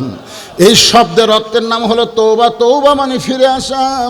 উমর ফারুক বলতেছে রাখাল ভাই আমি তওবা করতেছি। রাখাল বলে তুমি মূর্খ মানুষ, তুমি তওবা কেমনে করবা? উমর ফারুক বলে আমি মূর্খ, তুমি কেমনে কও? বলে চাওয়ার ব্যাপারে যে সতর্ক হয় না সে হলো দুনিয়ার সবচাইতে বড় মূর্খ। এবার রাখাল হযরত ওমরকে তওবা পড়াচ্ছেন, আস্তাগফিরুল্লাহ। যারা মাগরিব এশার নামাজ পড়েননি অথবা যারা এশার নামাজ পড়েছেন সকলে আমরা তওবা করব, কারণ যেভাবে নামাজ আদায় করা দরকার আমরা সেইভাবে পারি নাই। আর যারা পড়ি নাই তারা তো পড়িনি, মারাত্মক ভুল করেছি। এই জন্য সবাই মিলে আমরা তওবা করতেছি। সকলে আমার সঙ্গে পড়েন আস্তাগফিরুল্লাহ। পড়ো যুবকেরা, সবাই পড়ো বাবা। আস্তাগফিরুল্লাহ রব্বি মিন কুল্লি জামবি ওয়া তুবু ইলাইহি লা হাওলা ওয়ালা কুওয়াতা ইল্লা বিল্লাহিল আলিয়্যিল আযীম। ওমর ফারুক তওবা করার পরে বলতেছে ও রাখাল ভাই আল্লাহর হস্তে উটের 1 পেলা দুধ দাও। ও রাখাল ভাই আল্লাহর হস্তে উটের 1 পেলা দুধ দাও। রাখাল মুস্কি মুস্কি হাসে। ওমর ফারুক বলে রাখাল আবার হাসতেছো কেন? রাখাল বলে তওবা করার পরে তুমি আবার মুনাফিকি করলে, লিমা তাকুলু মা লা তাফালুন। আল্লাহু আকবার। রাখাল বলতেছে হযরত ওমরকে তোমার মুখের সাথে মনের মিল নেই, তুমি সত্যি করে বলো তো আমি কি উটের মালিক? আমি যদি উটের মালিক হইতাম তুমি আমাকে রাখাল বললা কেন? আমাকে যখন রাখাল বলেছো তখন তোমার মন বলতেছে আমি উটের মালিক না। আর মালিক বাদ দে, রাখালের কাছে চাইলেও রাখাল দিবার পারবে না। ও পথিক, সত্যি যদি আল্লাহর হস্তে উটের 1 পেলা দুধ চাও তাহলে এখান থেকে ওই যে মালিকের বাড়ি, ওই মালিকের বাড়ির দরজাত যাও, ওই মালিকের বাড়ির দরজাত গিয়া বলো, মালিক তোমার রাখাল উঁট আর দুম্বা চড়াই, তুমি মালিক যদি হুকুম দাও তাহলে রাখাল আল্লাহর হস্তে উটের এক পেলা দুধ দিবে। ওমর ফারুক মুসকে মুসকে হাসে আর বলে, রাখাল ভাই অত দূর কষ্ট করে যাওয়ার দরকার আমার নাই, বরং তোমাকে 2টা টাকা দিলাম, এই 2টা টাকার বিনিময়ে তুমি উটের এক পেলা দুধ দাও। রাখাল বলতে, পথিক তুমি কি হজরত উমরকে চিনো? জোরে কোন সুবহানাল্লাহ। ওই রাখাল হজরত উমরকে বলে, পথিক তুমি কি হজরত উমরকে চিনো? যদি উমরকে চিনতা তাহলে এরকম বেসাইজা প্রস্তাব দিবার পারতা না। আল্লাহর কোরআন যে রাষ্ট্র চলে, উমরের গুপ্ত বাহিনী যদি দূর থেকে দেখবার পায় তুমি আমাকে 2 টাকা ঘুষ দিছা আর আমি মালিক বাদ দিয়ে তোমাকে উটের দুধ দিলাম, তাহলে তোমাকেও ধরবে আমাকেও ধরবে। এই বুড়া বয়সে তুমি ধরা পড়বার চাও? ওমর ফারুক বলে, রাখাল ভাই তাহলে চলো পাহাড়ের গুহার মধ্যে যাই, ওই গুহার মধ্যে গিয়া গোপনে তোমাকে 2টা টাকা দিব আর তুমি গোপনে উটের এক বেলা দুধ দিবে, তাহলে তোমার মালিকও জানতে পারবে না, উমরের গুপ্ত বাহিনী ধরতে পারবে না। রাখাল চিল্লায় বলে, তুমি ভণ্ড, তুমি ভণ্ড, তুমি ভণ্ড। উমর ফারুক বলে, রাখাল আমার মধ্যে ভণ্ডামির কি দেখলাম? উমর ফারুক বলে, রাখাল আমার মধ্যে ভণ্ডামির কি দেখলা? রাখাল বলতে, পথিক রে উমরের গুপ্ত বাহিনী দেখতে পাবে না, আমার মালিক জানতে পারবে না, কিন্তু গুহার মধ্যে দেওয়া নেওয়া করলে রাখালের আল্লাহ দেখতে পায়। যেই কইছে রাখালের আল্লাহ দেখতে পায়, সঙ্গে সঙ্গে হযরত উমর এক দৌড়ে পাহাড়ের পাদদেশে জায়নামাজ বিছায়া 2 রাকাত সালাতুল শুকুর নামাজ পড়ে আল্লাহর কোরআনকে বুকের মধ্যে নিয়ে বলে, আল্লাহ তোমার কোরআন এত সুন্দর, আল্লাহ তোমার কোরআন যখন দুনিয়াতে চালু থাকবে না দেখা আল্লাহকে মানুষ কলিজার মধ্যে জায়গা দিবে, কেউ না দেখলেও আল্লাহ দেখতেছে এই বিশ্বাস মানুষের অন্তরে আসবে। আল্লাহ তোমার কোরআন এত সুন্দর, রাখাল তোমার কোরআনকে গ্রহণ করার কারণে গুহার মধ্যে দেওয়া নেওয়া করলে কেউ না দেখলেও রাখালের আল্লাহ দেখবে। আল্লাহ আমি রাখালকে দেখি নাই, রাখালের মধ্যে তোমার কোরআন আমি বাস্তব চিত্র দেখতে পাই। ওমর ফারুক যখন কাঁদতেছে, রাখাল পিছনে গিয়া বলে, ভাই তুই যতই কান্দে উটের দুধ আমি দিবার পারলাম না। ওমর ফারুক বলে, রাখাল উটের দুধের কোনো দরকার নাই, বরং তোমার কাছে আমি জানতে চাই তুমি না দেখা আল্লাহকে কলিজার মধ্যে জায়গা দিয়া আল্লাহর কোরআন অনুযায়ী চলতেছো, এর বিনিময়ে তোমার চাহিদা কি? কি কন? আল্লাহর কোরআনের যখন কর্মী হবেন তখন আপনাদের একটা চাহিদা থাকবে না? এ কথা কন, চাহিদা থাকবে না? উমর ফারুক বললেন, রাখাল না দেখা আল্লাহকে কলিজার মধ্যে জায়গা দিয়া আল্লাহর কোরআন অনুযায়ী চলতেছো, এর বিনিময়ে তোমার চাহিদা কি? রাখাল বলতেছে, রব্বানা আতিনা ফিদ দুনিয়া হাসানা ওয়া ফিল আখিরাতি হাসানা ওয়া কিনা আযাবান্নার। আমার চাহিদা হলো 2টা, একটা হলো আতিনা ফিদ দুনিয়া হাসানা, দুনিয়ার সৌন্দর্য, আর 2 নম্বর চাহিদা হলো আখিরাতের সৌন্দর্য। এই আল্লাহর কোরআন মানার কারণে আমার চাহিদাই 2টা। উমর ফারুক বললেন, ভাইজান একটু ভালো করে বুঝে দিলে ভালো হয়। রাখাল বলে, তুমি আসলেই মূর্খ। আমার দুনিয়ার চাহিদা হলো মহামানব হযরত উমরকে আমি এক নজর দেখতে চাই। যে উমর আল্লাহর কোরআন দিয়ে রাষ্ট্র চালাইছে, সেই উমরকে খালি একটা নজর দেখতে পারলে আমার দুনিয়ার চাহিদা আল্লাহ পুরা করবে। জোরে কোন সুবহানাল্লাহ। রাখাল দুনিয়াতে ভালো নেতা দেখবার চাই। কি নেতা? হযরত উমর কি নেতা? তাহলে আপনারা বাংলাদেশের লোকেরা ভবিষ্যতে কি নেতা দেখবার চান? রাখাল আল্লাহর কোরআন থেকে বলতেছে, রব্বানা আতিনা ফিদ দুনিয়া হাসানা ওয়া ফিল আখিরাতি হাসানা। আমার দুনিয়ার চাহিদা হলো মহামানব হযরত উমরকে আমি এক নজর দেখতে চাই। যে উমর আল্লাহর কোরআন দিয়ে রাষ্ট্র চালানোর কারণে আমার মতন রাখাল না দেখা আল্লাহকে কলিজার মধ্যে জায়গা দিবার পারছি, সেই উমরকে যদি খালি একটাবার দেখতে পাইতাম দুনিয়ার চাহিদা আল্লাহ আমার পুরা করত। আমার 2 নম্বর চাহিদা হলো আমি রাখাল যখন মরে যাব, অদম রাখালকে আল্লাহ যেন জান্নাত দেয়। আচ্ছা, বৃষ্টি কি হচ্ছে? তো ওই 2 ভাই উঠলো কেন?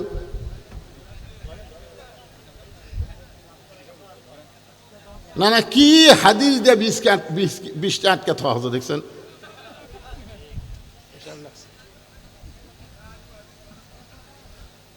অনুনাজ্জিলু মিনাল কুরআনি মা হুয়া শিফাউ ওয়া রাহমাতুল লিল মুমিনিন। আল্লাহ বলেছেন মুমিনদের জন্য এই কোরআনকে যাবতীয় ঔষধ হিসাবে আমি নাজিল করেছি। যদি পেশাব লাগে, পেশাব বন্ধ করে বসে থাকবেন, পেশাব জাতীয় যত ব্যারাম আল্লাহ ভালো করে দিবে। এই কোরআনের পাওয়ার আছে না নাই? জোরে আছে না নাই? লাগলো বসে থাকেন, দেখেন কি হয়।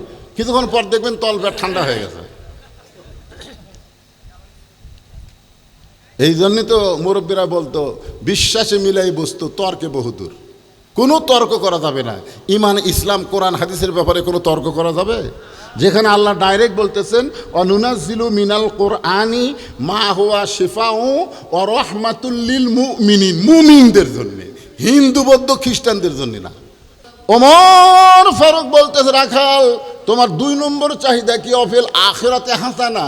রাখাল চোখের পানি নিয়ে বলতেছে, আমার 2 নম্বর চাহিদা হলো আমি অধম রাখাল যখন মরে যাব, আল্লাহ যেন জান্নাত দেয়। আচ্ছা, মরার পরে আপনারা কি চান? এ ছাড়া আর কোনো চাহিদা আছে? রাখাল বলতেছে, আমার 2 নম্বর চাহিদা হলো এই অধম রাখাল যখন মরে যাবে, আল্লাহ যেন রাখালকে জান্নাত দেয়। সঙ্গে সঙ্গে হযরত ওমর দৌড়ে গিয়ে রাখালের হাতটা এরকম খপ করে ধরেই 3টে চুমা খাচ্ছে। রাখাল বলে, আমার ঘামা হাত চুমা খেলে তুমি? ওমর ফারুক বলতেছে, রাখাল তুমি জানো তোমার 2 নম্বর চাহিদা আল্লাহ পুরা করছে, মরার সাথে সাথেই আল্লাহ তোমাকে জান্নাত দিয়ে দিবে। আপনারা সুবহানাল্লাহ কোন, কিন্তু রাখাল সুবহানাল্লাহ কয় না। ওমর ফারুক বলতেছে, রাখাল মরার সঙ্গে সঙ্গে আল্লাহ তোমাকে জান্নাত দিয়ে দিবে। রাখাল সুবহানাল্লাহ কয় না। ওমর ফারুক বলে, রাখাল মরার সঙ্গে সঙ্গে আল্লাহ তোমাকে জান্নাত দিয়ে দিবে, তুমি সুবহানাল্লাহ কেন বলতেছ না? এবার রাখাল মুসকে মুসকে হাসি আর কয়, মরার পরে জান্নাত, এই বাকি কথা বলতেছ, কিন্তু হযরত উমরকে এক নজর দেখতে পাবো, এই নগদ কথা বলতে তোমার কোন জায়গাত বাজে? একটা হলো নগদ, একটা হলো বাকি। নগদ কি? হযরত উমরকে এক নজর দেখা, দুনিয়ার চাহিদা। হযরত উমরকে এক নজর দেখা। ওমর ফারুক চিন্তায় পড়ে গেলেন, যেই রাখাল আমাকে তওবা পড়াছে, যেই রাখাল আমাকে মুনাফিক কইছে, যেই রাখাল আমাকে ভণ্ড কইছে, এখন যদি বলি আমি ওমর, বলাও সারা, রাখাল হার্ট ফেল করে মরাও সারা। ওমর ফারুক চিন্তায় পড়ে গেলেন, আমি এখন কি করব? এমন সময় সব সমস্যার সমাধান, সবাই বলেন ভাইরে, সব সমস্যার সমাধান আল্লাহর কোরআন এসে বলতেছে, ওমর রাখাল যখন তোমাকে দেখতে চাই, তুমি ডাইরেক্ট যদি বলবার না পারো, উদউ ইলা সাবিলি রব্বিকা বিল হিকমা, তুমি হিকমত অবলম্বন করো। এবার ওমর ফারুক রাখালের হাতটা ধরে বলতে, রাখাল ভাই সত্যি যদি ওমরকে দেখতে চাও, তাহলে তোমাকে ফজরের নামাজ সামনে কাতারে আদায় করা লাগবে। ফজরের নামাজ যদি সামনে কাতারে আদায় করো, তাহলে মেহরাবের দিকে লক্ষ্য করে দেখবা, যেই মানুষটা ইমামতি করতেছে ওই মানুষটি হলেন হযরত ওমর। তাহলে আল্লাহর কোরআন দিয়ে যখন রাষ্ট্র চলবে, আপনাকে এই এলাকার বড় মসজিদের ইমাম কে হবে?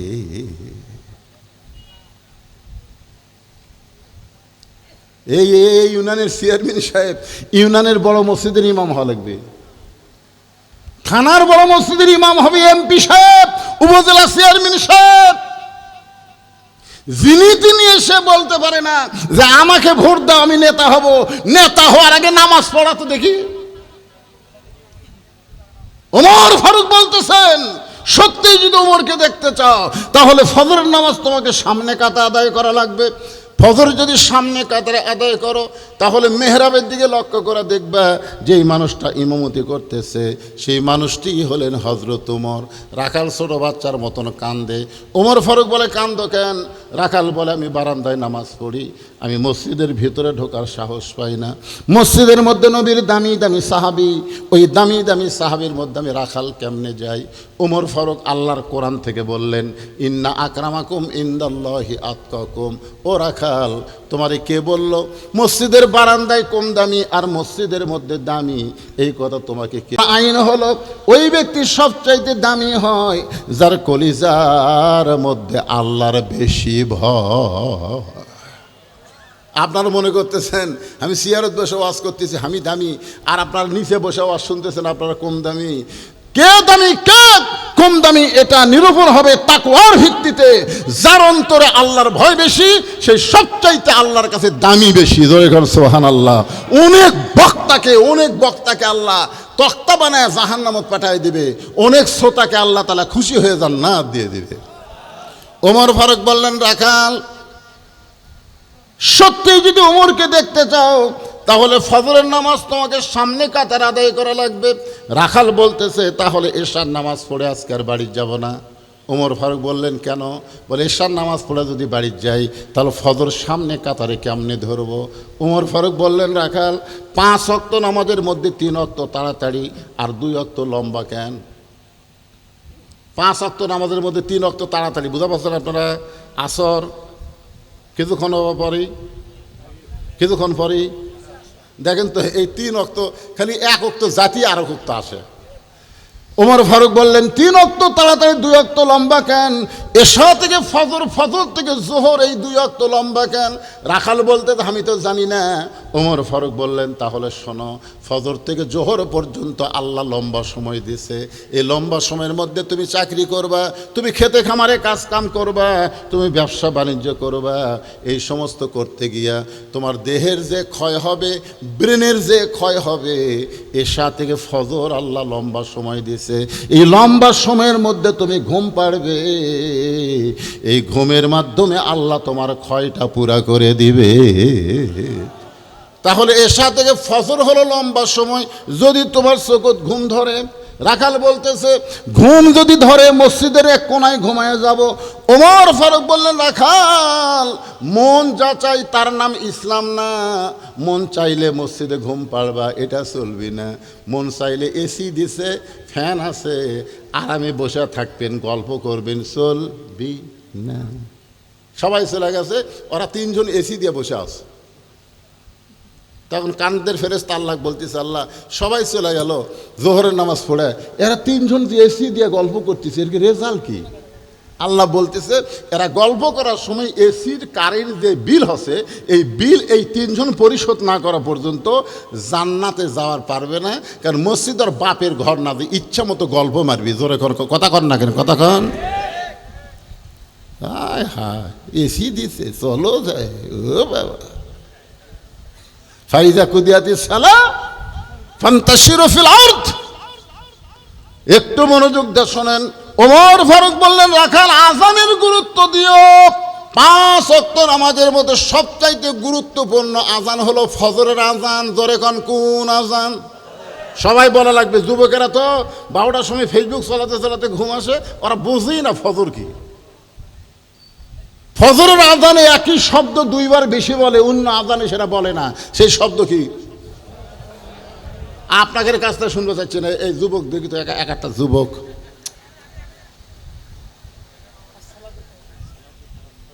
কিন্তু আপনারা পারেননি, কিন্তু ওরা তো ঘুম পাড়ে ওই সময়। তুমি পারো? দেখ কত, দেখি তো। মাশাআল্লাহ। আসসালাতু খায়রুম মিনান নাওম। হযরত ওমর ফারুক বলে, রে রাখাল, ফজরের আযানের গুরুত্ব দিও। ফজরের আযান, এতদিন রাখাল নামাজ পড়তো বারান্দায়, কিন্তু আজকে নামাজ পড়বে সামনে কাতারে। যেই মাত্র আযান দিছে, বুঝলেন, ওই কি আর ওই সিনা টান করে লায়ের তেল দিয়ে হাঁটবি? কারণ বারান্দার যারা নামাজ পড়ে তারা কোনো মতে আসে বারান্দা বসে, আর যারা সামনে কাতারে নামাজ পড়ে তারা কোনো মতে আসে না। আযানের গুরুত্ব তাদের কাছে আসে। জোরে কোন ঠিক কিনা? এতদিন রাখাল নামাজ পড়ছে কোথায়, আজকে কোথায় পড়বে? মসজিদের মধ্যে ঢুকতেছে, ঢোকারও কিন্তু সাইজ আছে। আপনার যখন মসজিদ ঢুকবেন নিজের ইচ্ছা মতো ঢুকতে পারবেন না, ডানপন্থী হয়ে ঢোকা লাগবে, ডান পায়ে। জোরে কোন পায়ে? শুধু ডান পায়ে ঢুকলে হবে না। আল্লাহুম্মা আফতাহ লি আবওয়াবা রাহমাতিক, এই দোয়াটা পড়ে রাখাল মসজিদের মধ্যে সামনে কাতারে যাবার চাই। রাখাল যখন সামনে কাতারে যাওয়ার চাই, প্রত্যেকটা সাহাবী নড়ে সরে রাখালকে যাওয়ার রাস্তা করে দেয়। রাখাল মনে মনে কয়, আল্লাহ রে, এতদিন বারান্দার থাকা কি ভাবলাম, মনে করছিলাম ভিতরে দামি দামি, কিন্তু আজকে ভিতরে ঢুকে দেখতেছি আমিও যারাও তাই। একেবারে মেহরাব বরাবর সামনে কাতারে, মেহরাব বরাবর সামনে কাতারে রাখাল ফজরের 2 রাকাত সুন্নত নামাজ আদায় করেছে। মেহরাব বরাবর সামনে কাতারে ফজরের 2 রাকাত সুন্নত নামাজ আদায় করেছে। ফজরের ফরজের আগে 2 রাকাত সুন্নত আছে না নাই? আপনার বলেন তো কত দাম? আসমান জমিন বিক্রি করে যে দাম হবে তার চাইতে বেশি দাম হলো ফজরের 2 রাকাত সুন্নতের দাম। সুবহানাল্লাহ, কি দাম রে! রাখাল 2 রাকাত সুন্নত নামাজ পড়ে চুপটি করে বসে গেছে। এমন সময় এক সাহাবী মসজিদের মধ্যে ঢুকে দেখে জায়গা নাই, জায়গা আছে কিন্তু তার জায়গা নাই। ওই সাহাবীর নাম হলো ওসমান গনি। জোরে বলেন নাম কি? ওসমান গনি ঢুকা দেখতেছে যে আমার জায়গাতে কে বসলো রে? আপনারা বলেন তো, মসজিদের মধ্যে শুধু ইমামের জায়গা ছাড়া আর কারো জায়গা আছে? কিন্তু ওসমান গনি কেন বলতেছেন আমার জায়গায় এটা কে বসলো? কারণ আল্লাহ রাসূল বলেছেন, হাদিসটা খেয়াল করবেন, আল্লাহ রাসূল বলেছেন আমি যখন ইমামতি করব, আমি বরাবর যিনি পিছনে দাঁড়াবে তার নাম হলো আবু বকর। তাহলে নবী যতদিন ইমামতি করছে, নবী বরাবর পিছনে কে থাকছে? আবু বকর রাদিয়াল্লাহু যখন ইমামতি করবে, আবু বকর বরাবর যিনি দাঁড়াবে তার নাম হলো হযরত উমর। হযরত উমর যখন ইমামতি করবে, উমর বরাবর পিছনে যিনি দাঁড়াবে তার নাম হলো ওসমান। আর ওসমান যখন ইমামতি করবে, ওসমান বরাবর পিছনে যিনি দাঁড়াবে তার নাম হলো আলী। রাসূল বললেন আমার আলী যখন ইমামতি করবে, আলী বরাবর পিছনে। নবী কারো নাম বলেন না। সাহাবেরা বললেন হুজুর, আলী যখন ইমামতি করবে, আলী বরাবর পিছনে কে দাঁড়াবে? রাসূল বললেন কোরআন থেকে, মা ইয়ান্তিকু আনিল হাওয়া ইন হুয়া ইল্লা ওয়াহয়ুন ইউহা। আমি রাসূল ততক্ষণ বলতে পারবো না যতক্ষণ আল্লাহ না বলায়। ওই আলী পর্যন্তই হলো খোলাফায়ে রাশেদিন। জোরে খান সুবহানাল্লাহ। তাহলে হযরত উমর যখন ইমামতি করবে, উমর বরাবর পিছনে কে দাঁড়াবে? জোরে খান, মনে ভুলে যান কেন, কে দাঁড়াবে? কিন্তু আসিয়া দেখে জায়গা। আপনারা বলেন তো, নবীর যত সাহাবী ছিল সব চাইতে শরম বেশি কার? খুতবাতে শোনায় না হায়াউন ওসমান শোনায় না, হায়াউন ওসমান শোনায় না, মানে এত শরম, এত নরম। এখন রাখালের কাছে এসে দেখে লোকটা যখন বসাই গেছে, যে বসার সাইজ, বসার আবার সাইজ আছে না নাই, যেভাবে বসিছে এক উৎপার করলেই তো বিপদ। পাশেই দেখে ফাঁকা জায়গা, ওই ফাঁকা জায়গার মধ্যে ওসমান গনি 2 রাকাত সুন্নত নামাজ আদায় করে রাখালের দিকে 3 বার তাকাইছে। জোরে কোন কয়বার? একবারে তাকান যায়? 3 বার। প্রথম যেই তাকাইছে রাখাল, দ্বিতীয়বার যেই তাকাইছে, তৃতীয়বার যেই তাকাইছে, এই মিয়া বারবার আমার দিকে তাকাস কেন? মূর্খ মানুষের দিকে আপনি যদি বারবার তাকান, সে কিন্তু রাগ করবে। জোরে কোন কথা ঠিক কিনা? রাখাল কয় কে রে, আমার দিকে বারবার তাকায় কে? ওসমান গনি যেই বলছে এই মিয়া আমার দিকে তাকাস কেন, লাভ দেয় উঠে, ভয়ে লাভ দিয়ে উঠছে। উঠে বলতেছে ভাইজান আমি খালি বারবার আপনার দিকে 3 বার তাকাইছি, আপনি এত গরম, আপনার পরিচয় কি? বলে আমার পরিচয় হলো আমি একজন রাখাল। যেই বলছে আমার পরিচয় আমি একজন রাখাল, সঙ্গে সঙ্গে ওসমান গনি মুচকি মুচকি হাসতেছে। কারণ রাখালের ভাষা নরম হলে হবে না, রাখালের ভাষা গরম হওয়া লাগবে। আল্লাহ রাসূল বলেছেন প্রত্যেকটা অভিভাবককে আল্লাহ তাআলা রাখালের দায়িত্ব দিয়ে দুনিয়াতে প্রেরণ করেছে। প্রত্যেকটা অভিভাবককে আল্লাহ রাখালের দায়িত্ব দিয়ে প্রেরণ করেছে। এখন আপনারা চিন্তা করেন হুজুর আমার তো গরু নাই, ছাগল নাই, আমি কার রাখালি করব? দেখেন চিন্তা করে, চোখ বন্ধ করে আপনি দেখেন আপনার অবশ্যই রাখালি করার আছে। আপনি চোখ বন্ধ করে দেখেন আপনার 42 বছরের একটা গাভী আছে। দেখেন আমারটার বয়স এখন 50। আপনি চোখ বন্ধ করে দেখেন আপনার 22 বছরের একটা আইডিয়া আছে। আপনি চোখ বন্ধ করে দেখেন 17 বছরের একটা বকনা আছে, রূপক অর্থে আমি বললাম, গাভী মানে আপনার বউ, আড়িয়া মানে আপনার ছেলে, বকনা মানে আপনার মেয়ে। আপনি বলেন তো আপনার বউ আপনার ছেলে, আপনার মেয়ের উপরে আপনার রাখালি করার দরকার আছে না না?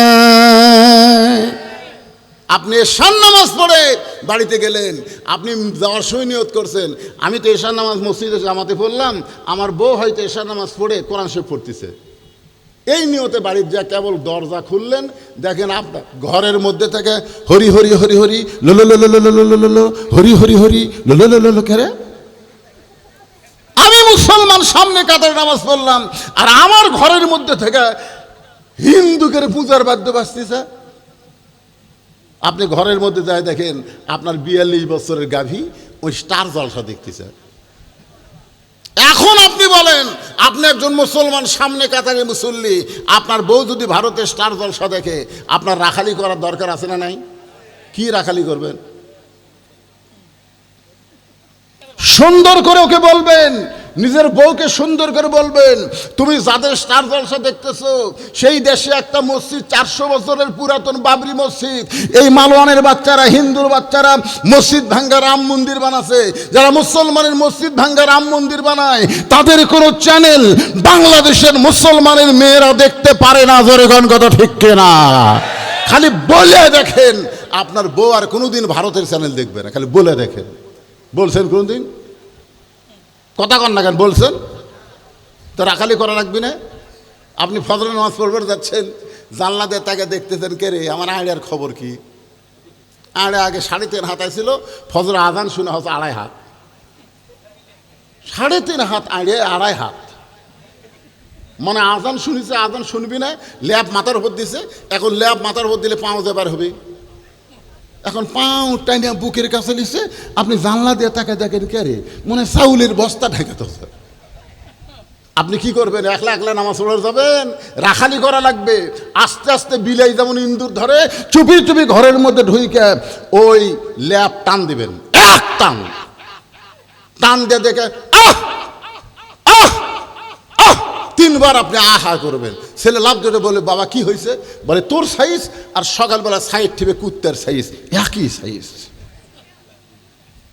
তুই আমার ছেলে হয়ে সাইড ঠিবের কুত্তা হচ্ছিস, ওঠ ওয়াজু কর, নামাজ পড়া লাগবে। মুসলমানের বাচ্চা 7 বছর থেকে নামাজের তালিম দেওয়া লাগবে, 10 বছর থেকে জোর করে নামাজ ধরার লাগবে। জোরে কোন কথা ঠিক কি না? তাহলে আপনার ছেলের ওপর আপনার রাখালি করার দায়িত্ব আছে না নাই? আপনার 17 বছরের মেয়েরা অত্যন্ত ভালো, অল্প কইলি মেয়েরা বুঝতে পারে। নবী ঘরের মধ্যে ঢুকে 9 বছরের ফাতেমা হাতের মধ্যে ছুরি দিয়া মুস্কি মুস্কি হাসতেছে। এই দৃশ্য নবী দেখে আর ঘরের মধ্যে ঢুকলেন না, নবী বাহিরে চলে গেলেন। ফাতেমা চমকে গেল, যেই বাবা ঘরের মধ্যে ঢুকে আমাকে মা মা বলে আদর করে, সেই বাবা কেন বারান্দায়? বাহিরে গিয়ে দেখি নবীর চোখ দিয়ে দর দর করে পানি পড়তেছে। ফাতেমা বাবার সামনে বসে বলে, বাবা কি দুঃখ আপনার মনে গো বাবা, এমন করে আপনি কেন কাঁদেন? রাসূল বলে, ফাতেমা যে দুনিয়াতে সাজবে মা, আল্লাহ তার আখেরাতের শ্বাস কমায় দিবে। যে দুনিয়াতে সাজবে মা, আল্লাহ তার আখেরাতের শ্বাস কমায় দিবে। সঙ্গে সঙ্গে ফাতেমা হাতের চুরি খুলে মাটি ফাইলা দেয়। নবী দৌড়ে গিয়া ওই চুরিটা কুড়িয়ে জামার পকেটের মধ্যে ঢুকায়। ফাতেমা বলে, বাবা যেই চুরি হাতে দেওয়ার কারণে আপনি ঘরের মধ্যে ঢুকলেন না, আর সেই চুরি ফাইলা দিলাম, আপনি কেন কুড়ে পকেটে ঢুকাইলেন? রাসূল বলে, আয় মা তুই আমার কাছে আয়, মেয়েদেরকে আদর করবেন। ফাতেমা যেই মাত্র নবীর কাছে, নবী হাতে একটা চুমা দিয়ে বললেন, ফাতেমা একদিন তোর নাকে নাক ফুল পরাই দিব মা, একদিন তোর কানে কানের দুল পরাবো, আমি যতই গরিব হই না মা, একদিন তোর গলাত মালা পরায় দিব। ফাতেমা বলে, বাবা কবে কবে কবে? আল্লাহ রাসূল বললেন, সেদিন তোমার বিবাহ হবে। ও ফাতেমা, মেয়েরা কেবলমাত্র একজন পুরুষের জন্য সাজতে পারে মা, সেই পুরুষটা যদি তার স্বামী হয়, স্বামী ছাড়া অন্য কোনো পুরুষের জন্যে মেয়েদের সাজা জায়েজ নয়। আমার মায়েরা যারা পর্দার অন্তরালে মা ফাতেমার সঙ্গে যদি জান্নাতে যাবার চান তাহলে ফাতেমাকে আপনাদের গ্রহণ করা লাগবে। এমন পর্দার মধ্যে ছিলেন, পর্দার মধ্যে দুনিয়া থেকে ফাতেমা বিদায় নিছে, গভীর রাত্রে দুনিয়া থেকে নিয়ে বিদায় নিছে। হযরত আলী কান্দে করে জান্নাতুল বাকির মধ্যে দাফন করে আল্লাহর কাছে ফরিয়াদ করে, আল্লাহ ফাতেমাকে তুমি কবুল করে নাও, ফাতেমাকে কবুল করে নাও। যেই মাত্র বলেছে কবুল করে নাও, আলী তাকায় দেখে সামনে কয়েকটা পুরাতন কবর। এই মাত্র ফাতেমার কবর দিল, সেই নতুন কবর আর নাই, শুধু পুরাতন কবর, নতুন কবর দেখা যায় না। গোটা জান্নাতুল বাকির মধ্যে হযরত আলী দৌড়ায় আর বলে, ফাতেমার কবর এখনই দিলাম, সেই কবর কোন জায়গায়? কে যেন ডাক দে বলে, আলী রে, ফাতেমা পর্দা নিশি, আমি আল্লাহ জহুরা ডিগ্রি দিয়া ফাতেমার কবরটাকে কিয়ামত পর্যন্ত গোপন করে দিয়েছি। ওসমান গনি আস্তে করে বসে বললে, ভাইজান কোনোদিন আপনাকে সামনে কাতারে দেখিনি ভাই, আজকেই প্রথম দেখতেছি। রাখাল বলতেছে, আমি বারান্দার নামাজ পড়ি, আমার সামনে আসার কি ঠেকা? ওসমান গনি বলতেছে, তাহলে আজকে যে দেখতেছি। রাখাল বলতেছে, আজকে দেখার জন্য যাচ্ছি, আজকে দেখা হয়ে গেলে এত কষ্ট করে ওই বারান্দার থেকে সামনে কাতারে আসা আমার ঠেক্কাও নেই। কারণ যারা বারান্দার মজা পাচ্ছে তারা সামনে কাতারে আসবি, কারণ সামনে কাতারে আসলে যদি গেলে পিছনে কাতারের লোক সালাম ফিরে সুন্নতের নিয়ত করে, তখন এরা কবি কি বেকায় দাঁড়িয়ে এরকে নামাজ যে কখন, এখন আবার লাঠি বানাচ্ছে, লাঠি লাঠি। আর বারান্দার যারা পড়ে ওর কি কোনো টেনশন আছে? কোনো টেনশন নেই, শেষে এসে আগে যায়। ওরকে কামি হলো আসমো শেষে জামো আগে। রাখাল বলতেছে, আজকে দেখার জন্য আইছে, দেখা হলেই চলে যাবো, আর কোনোদিন আসবো না। ওসমান গনি চোখের পানি নিয়ে বলতেছে, ভাইজান আমি বহু বছর হলে সামনে কাতারে নামাজ পড়ি, এখন পর্যন্ত আমার দেখার ভাগ্য হলো না। রাখাল বলতেছে, আমার দিকে তাকান তো দেখি। ওসমান গনি রাখালের দিকে তাকায়, যেই তাকাইছে রাখাল বলতেছে, চোখের মুনি তো ভালোই আছে, তা আপনি দেখবার এসে দেখবার পান না। ওসমান গনি যাকে দেখতে চায় তিনি আর কেউ না, তিনি হলেন নামাজের মালিক আল্লাহ। জোরে গান সুবহানাল্লাহ। বুখারী শরীফের কিতাবুল ইহসানের মধ্যে আল্লাহ রাসূল বলেছেন, আনতাবুদুল্লাহ কাআন্নাকা তারাহু ফাইন লাম তাকুন তারাহু ফাইন্নাহু ইয়ারাকা। যখন কোনো আল্লাহর বান্দা নামাজের সিজদায় যাবে, ও আল্লাহকে দেখতে পাবে। আল্লাহ যদি দেখা সম্ভব না হয়, আল্লাহ তারে দেখতেছে এ বিশ্বাস তার কলিজায় আসবে। তাহলে নামাজ পড়তে গেলে আমাকে কে দেখে? কথা কন না কেন? কে দেখে? আল্লাহ। আল্লাহ। এই জন্যে নামাজের সময় যে পোশাক পরবেন সে পোশাকের নাম হবে লেবাসুত তাকওয়া। লেবাসুত তাকওয়া। তাকওয়া, লেবাসুত তাকওয়া মানে কি? তাকওয়ার পোশাক। আপনি এমন একটা শার্ট গাউট দিয়েছেন, এমন এক ফুল প্যান্ট পরছেন, রুকুর থেকে যখন সেজদাত গেছেন, পিছনে ওই জিনিসটা পিছন দিকে ঠেলা টেবা হয়ে আছে। দ্বিতীয় কাতারে মুসল্লি কয়, কে রে মাল কি পড়ে যাচ্ছে রে? আর ও যদি একটা পাঞ্জাবি পরতো, পিছনে যতই টেবা হোক পাঞ্জাবি দিয়ে ওরা ঢাকে যেত। জোরে কথা কর না কেন রে ভাই রে, কথা কর না কেন? হ্যাঁ, নামাজ নামাজ নামাজ। আপনি ডিসির বাড়িতে গেলে, এসপির ঘরত গেলে, এমপির ঘরত গেলে ভালো পোশাক পরেন, আর 4 হাতা গামছা গাওয়ার দিয়ে নামাজও যাচ্ছে। আমার এক চাষা 4 হাতা গামছা গাওয়ার দিয়ে মসজিদে যাচ্ছে। আমি বললাম, কে চাষা আপনার পাঞ্জাবি নাই? আমার বলছি যে ফতুয়া দে, তুই ফতুয়া দে, গামছা গাওয়ার দিয়ে নামাজ হবি না? তা আমি বললাম, এই জন্যই তো হাসিনা তোর কোক দেখা পারে না রে, কেন গামছা গাওয়ার দিয়ে মসজিদে ক্ষতি কিরে? আমি বললাম, চাষা এই গামছা গাওয়ার দিয়ে আপনি বিয়ের বাড়ি যাওয়ার পারবেন?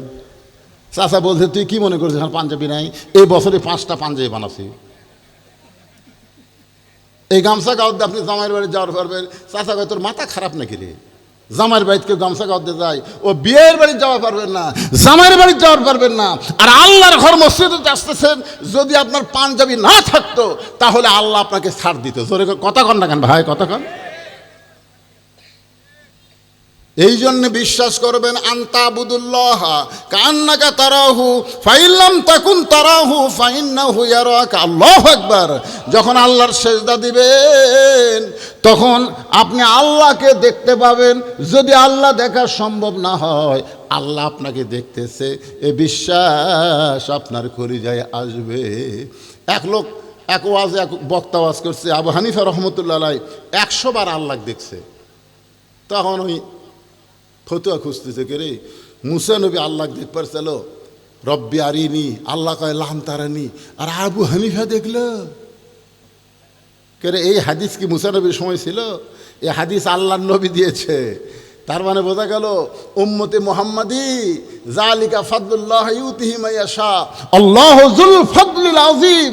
উম্মতে মুহাম্মাদের মধ্যে হযরত আলী প্রত্যেক সিজদায় আল্লাহর কুদরতি পায়ে সিজদা করেছে। জোরে কর সুবহানাল্লাহ, সুবহানাল্লাহ বলে। ওসমান গনি বলতেছে, ভাইজান বহু বছর হলো আমি দেখবার আসি, কিন্তু এখন পর্যন্ত দেখতে পাইলাম না, আর তুমি আজকের দিনই দেখতে পাইবা। রাখাল বলতেছে, তাহলে তুমি আমার হাত ধরো, আমি নিজেও দেখব এবং তোমাকেও দেখায়া দিব। সুবহানাল্লাহ খান।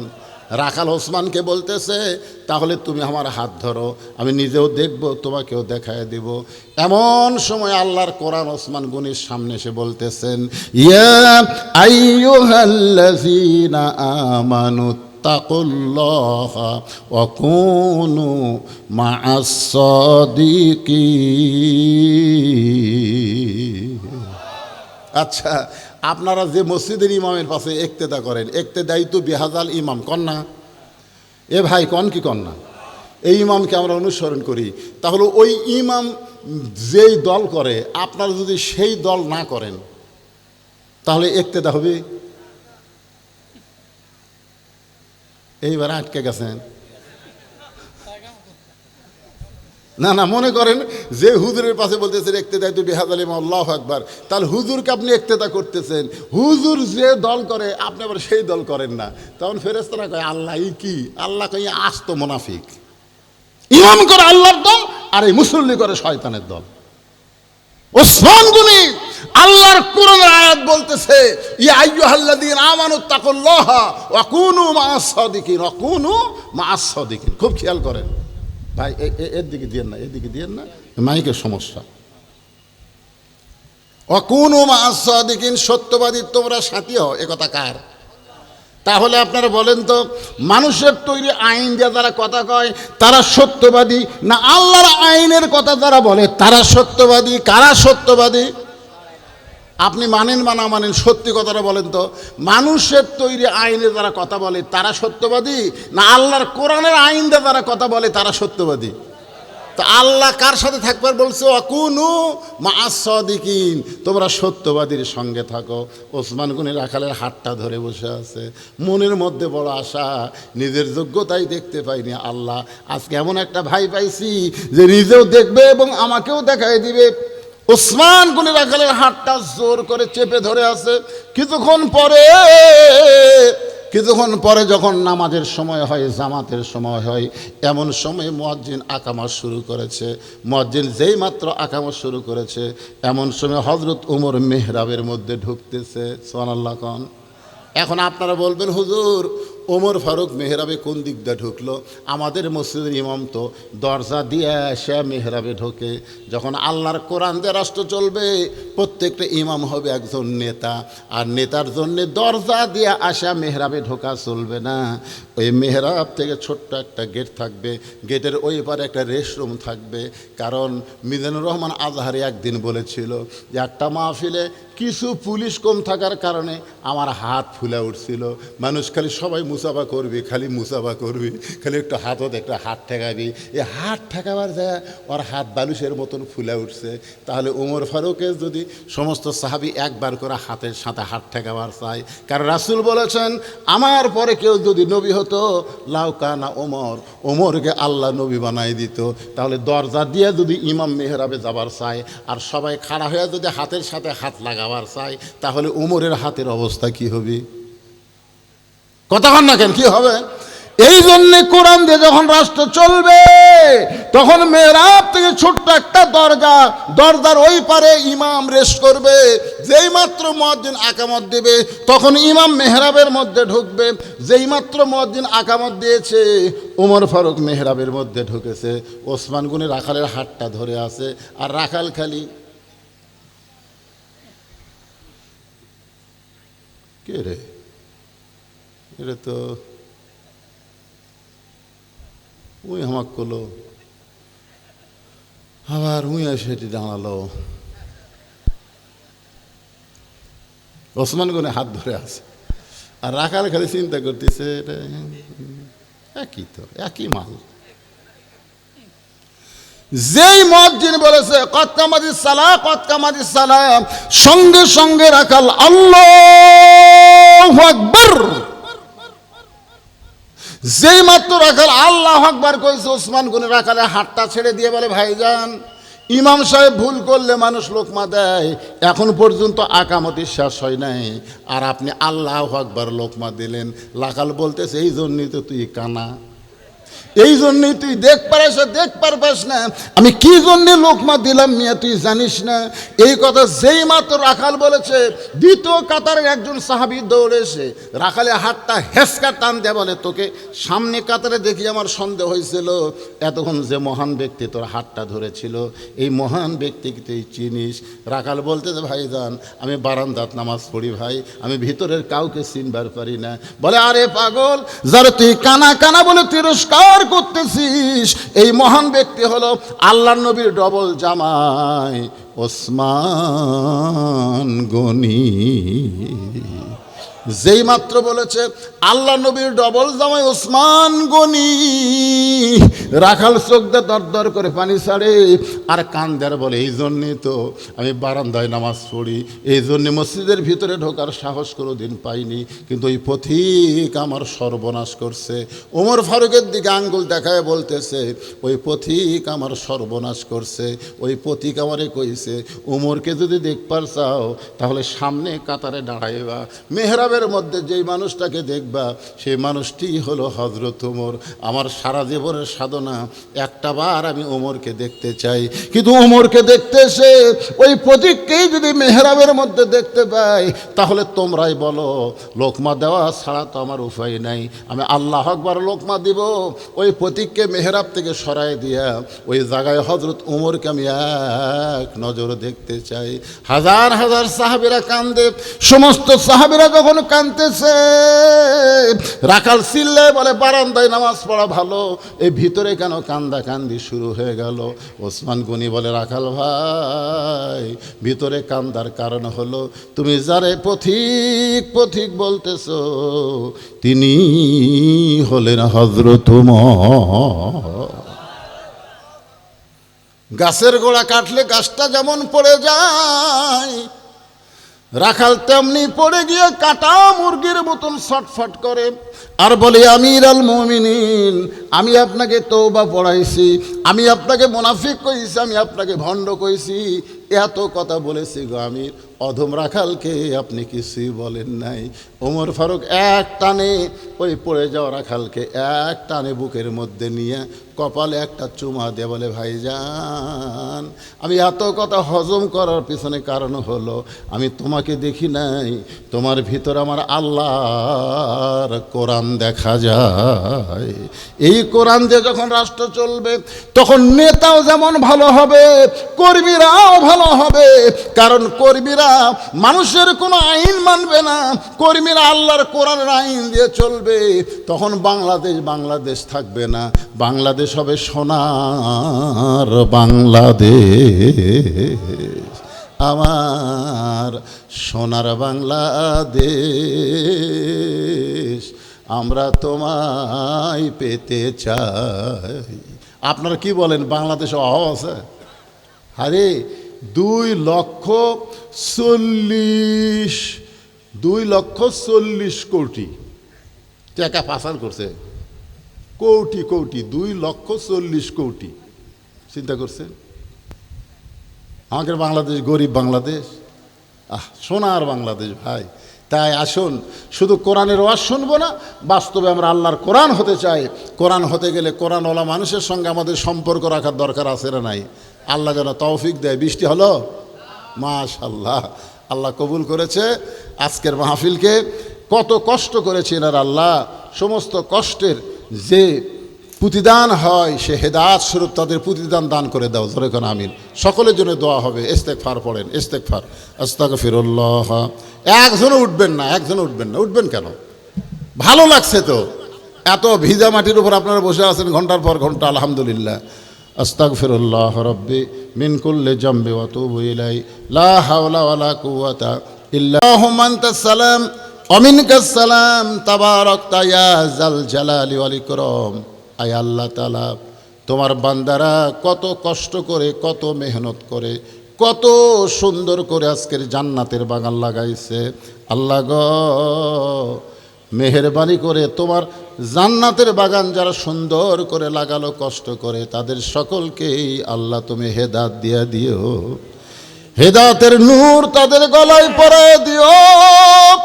আজকের মাহফিলকে আল্লাহ তুমি কবুল করে নাও। এই মাহফিলের শুরু থেকে শেষ পর্যন্ত যত আলোচনা হয়েছে আল্লাহ, এর মধ্যে যদি ত্রুটি হয়, ভুল হয়, মাফ করে দাও। এর যা হাদিয়া মঞ্জুর করো। সোনার মদিনায় নবী পাকের রওজা মুবারকে আল্লাহ কবুল করে নাও। তামাম আম্বিয়াই কেরাম, আসহাবে কেরাম, উম্মাহাতুল মুমিনিন, শহীদ শহীদান, জান্নাতুল বাকি, জান্নাতুল মাওয়া সহ পৃথিবীর যত গোরস্থানে যত মুর্দা শুয়ে আছে আল্লাহ, সকলের আরওয়াহ পরে হাদিয়া কবুল করো। আল্লাহ, এ ওয়াজাকপুরে একজন আল্লাহর ওলি শুয়ে আছেন আল্লাহ, তার রুহে মোবারকে হাদিয়া কবুল করো। আয় আল্লাহ তাআলা, আমরা যারা হাত তুলেছি, আমাদের জনম দুঃখনী মা যাদের দুনিয়াতে নাই আল্লাহ গো, যাদের বাবা দুনিয়া থেকে চিরতরে চলে গেছে আল্লাহ, মেহেরবানি করে মা বাবার কবরকে জান্নাতের টুকরা বানিয়ে দাও। আল্লাহ, আমাদের দাদা দাদি, নানা নানি, আত্মীয় স্বজন, শ্বশুর শাশুড়ি যাদের কবরে গেছে আল্লাহ, কবরবাসীদের তুমি মাফ করে দাও। আল্লাহ আল্লাহ, এই গ্রামের মসজিদ মাদ্রাসাকে কিয়ামত পর্যন্ত কবুল করে নাও। আল্লাহ, গ্রামের সবাইকে মিলেমিশে মহব্বতে বসবাস করার তৌফিক দিয়ে দাও। আল্লাহ, যেই যুবকেরা কষ্ট করে মেহনত করে এত খাটনি করে জান্নাতের বাগান লাগাইছে, তাদের সকলকে 5 ওয়াক্ত নামাজি কবুল করে নাও। তাদের সকলকে ইসলামী আন্দোলনের কর্মী কবুল করে নাও। আজকের মাহফিলের সম্মানিত সভাপতিকে আল্লাহ তুমি কবুল করো। সম্মানিত সহসভাপতিকে আল্লাহ তুমি কবুল করো। আজকের মাহফিলের প্রধান অতিথি ভাইজান আমার প্রবাসী বিদেশে থাকে, আল্লাহ তুমি তাকে কবুল করো। সমস্ত বিপদ আপদ মুসিবত থেকে হেফাজত করো। আজকের মাহফিলের বিশেষ অতিথি বরেণ্য অতিথিদের আল্লাহ তুমি কবুল করো। আলেম ওলামাদের কবুল করো, হাজী সাহেবদের কবুল করো, যুবকদের কবুল করো, কচি কাঁচা বাচ্চাদেরকে কবুল করো। পর্দার অন্তরালে আমার আবিদা সালিহা পর্দানিশি কবুল করে মা ফাতেমার চরিত্র দিও। আমাদের মধ্যে আমরা যারা অসুস্থ অবস্থায় আছি আল্লাহ, সুস্থতার নিয়ামত দান করে দাও। আল্লাহ, গোটা বাংলাদেশে আল্লাহ তাআলা আর আমরা শুধু কোরআন শুনতে চাই না, আগামীতে কোরআন মোতাবেক চলার একটা ব্যবস্থা আমাদের করে দিও। আয় আল্লাহ তাআলা, গোটা বিশ্বের মুসলমানকে হেফাজত করো। আরে গাজায় খাবার নিয়ে যাচ্ছে, ইসরায়েলের হায়নারা সেইগুলো আটকায় দিচ্ছে। আল্লাহ গো, ফিলিস্তিনকে তুমি স্বাধীন মুক্ত দেশ করে দাও। গাজার মুসলমানকে হেফাজত করো। যারা দুনিয়া ছেড়ে বিদায় হয়ে গেছে আল্লাহ, তাদের শাহাদতের উচ্চ মর্যাদা দান করে দিও। আল্লাহ, মেহেরবানি করে আমরা মিলেমিশে মহব্বতে সবাই যেন বসবাস করতে পারি, সে তৌফিক দিয়া দিও। সুবহানা রব্বিকা রব্বিল ইজ্জাতি আম্মা ইয়াসিফুন ওয়া সালামুন আলাল মুরসালিন আলহামদুলিল্লাহি রব্বিল আলামিন। কত মানুষের জানাজা নামাজ আমরা পড়েছি, এই 2 হাত দিয়ে কত কবরে মাটি দিয়েছি। একদিন আমরা সবাই মরে যাব। যেদিন আমাদের মৃত্যু হবে, দিনটা যেন জুমার দিন হয়। মাসটা যেন রমজান মাস হয়, ইমানের সাথে ইজ্জতের সাথে মুসলমান হইয়া এই দুনিয়া থেকে বিদায় নেওয়ার কালে আমাদের জবানে জারি করে দিও লা ইলাহা ইল্লাল্লাহু মুহাম্মাদুর রাসূলুল্লাহ সাল্লাল্লাহু আলাইহি সাল্লাম। الحمد لله نحمده ونستعينه ونستغفره ونؤمن به ونتوكل عليه ونعوذ بالله من شرور أنفسنا ومن سيئات أعمالنا من يهدي الله فلا مضل له ومن يضلله فلا هادي له।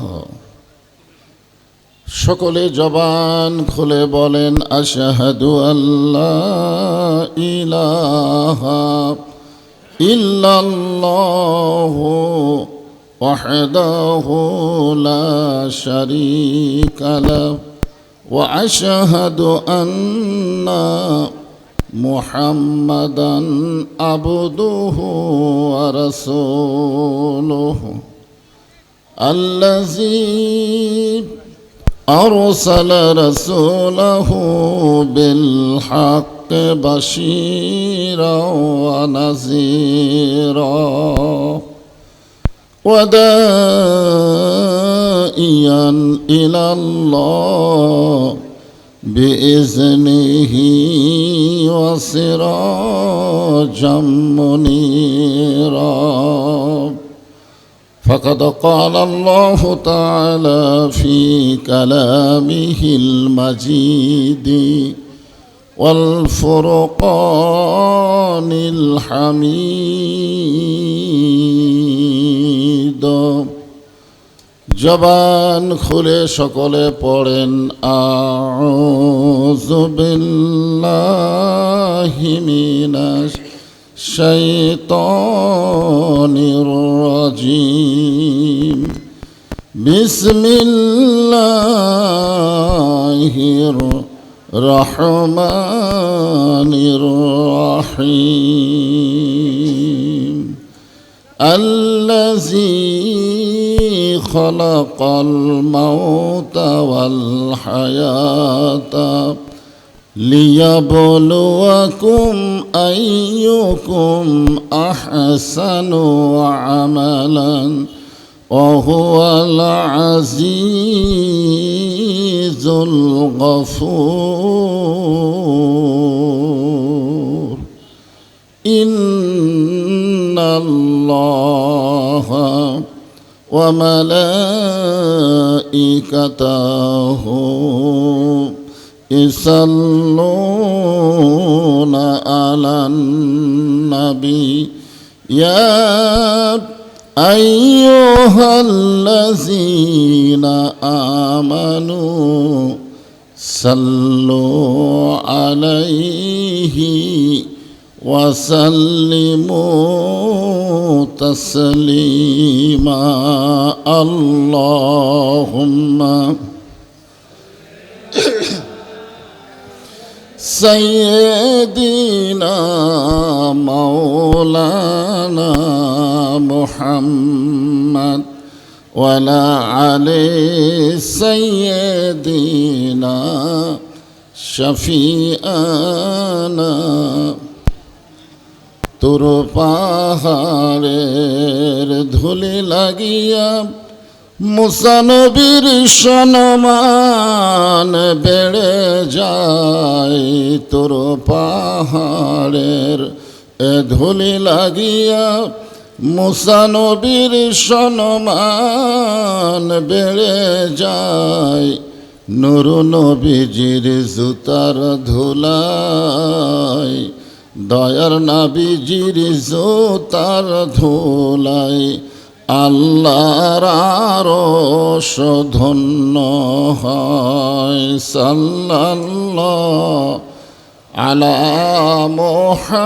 محمد صلى الله عليه وسلم صلى الله على محمد صلى الله مشرق حب محمد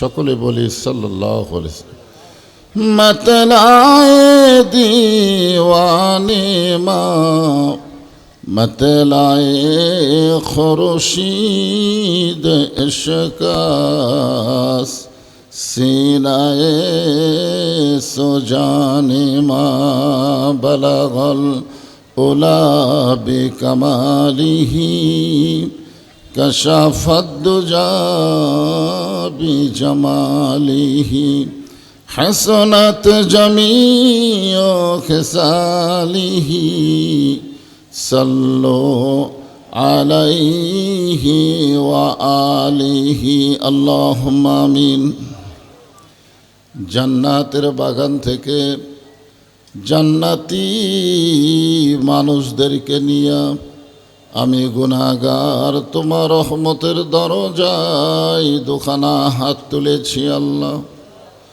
হাসরের ময়দানে জব্বার আর কাহার নামে রূপ নিয়া তুমি যখন বিচার শুরু করবে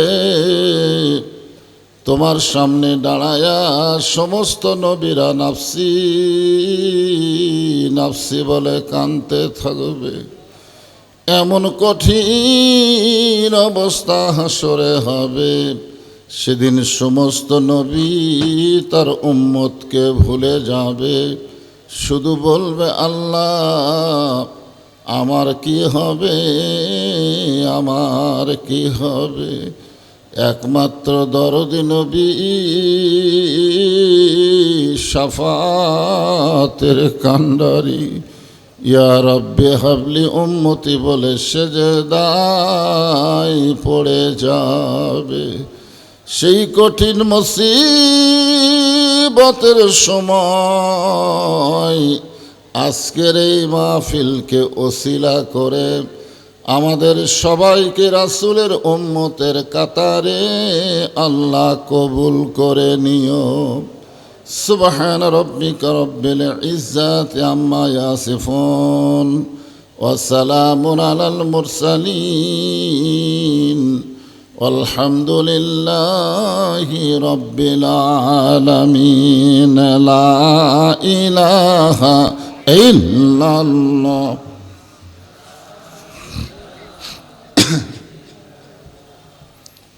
আল্লাহর জিকির করতে কোনো শরম আছে? কোন জিকির? আফজালুজ জিকির লা ইলাহা ইল্লাল্লাহ। আল্লাহ রাসূল বলেছেন কোনো ব্যক্তি সারা জীবন যদি পাপ করে, সারা জীবন, কিন্তু মৃত্যুর সময় এই কলেমার জিকির করতে করতে যদি মারা যায়, শুধুমাত্র কলেমার জিকির জবানে জারি থাকার কারণে আল্লাহ তার জীবনের সমস্ত গুনাহ মাফ করে দেয়। এই জন্যে মরণের সময় যদি জিকির জবানে জারি রাখতে চান, এখন থেকে একটা অভ্যাস করা লাগবে। সকলে জবান খোলে লা ইলাহা ইল্লাল্লাহ, লা ইলাহা ইল্লাল্লাহ, লা ইলাহা ইল্লাল্লাহ, লা ইলাহা ইল্লাল্লাহ।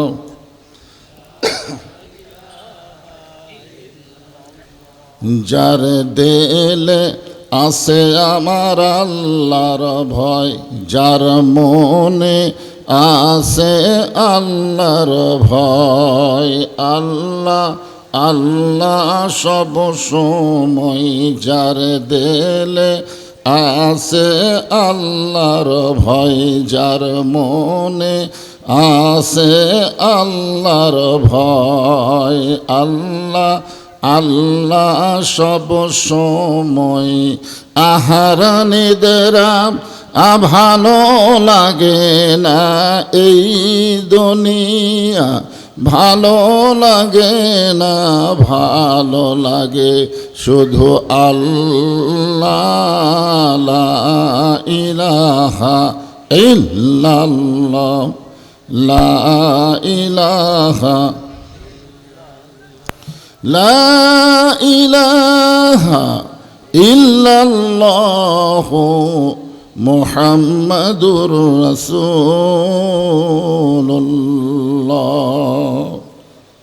রাসূলের মহব্বতে সকলেই জবান খুলে বলি সাল্লাল্লাহু আলাইহি ওয়াসাল্লাম। যদি কেউ না বলেন, আমি কিন্তু বলেছি সকলে জবান খুলে বলি সাল্লাল্লাহু আলাইহি ওয়াসাল্লাম। এ কথা শোনার পরে যদি কেউ না বলেন, হযরত আলী থেকে হাদিসটা বর্ণিত, রাসূল বলেছেন, আমার নাম শোনার পরে আমার প্রতি যারা দরুদ শরীফ পেশ না করে সে সবচাইতে বড় বখিল। বখিল মানে কি? কৃপণ। আল্লাহ রাসূল বলেছেন, আল বাখিলু লা ইয়াদখুলুল জান্নাহ, বখিল কোনো দিনও জান্নাতে যাবে না। তাহলে রাসূলের নাম শোনার পরে আমরা আপন ইচ্ছায় কি বলবো? সাল্লাল্লাহু আলাইহি ওয়াসাল্লাম। আপনি পড়লেন রোজাকপুর পূর্বপাড়ার মাহফিলে, পড়া শেষ হওয়া মাত্রই একদল ফেরেশতা আপনার দরুদগুলো রাসূলের রওজা মোবারকে পৌঁছায় দিছে। আপনি বসে আছেন কোথায় আর দরুদটা চলে গেল কোথায়? বিশ্বাসে মিলাই বস্তু, তর্কে বহুদূর। আপনারা যদি বলেন কেমনে গেল, কিভাবে গেল, এভাবে তর্ক করা যাবে না, বিশ্বাস করতে হবে।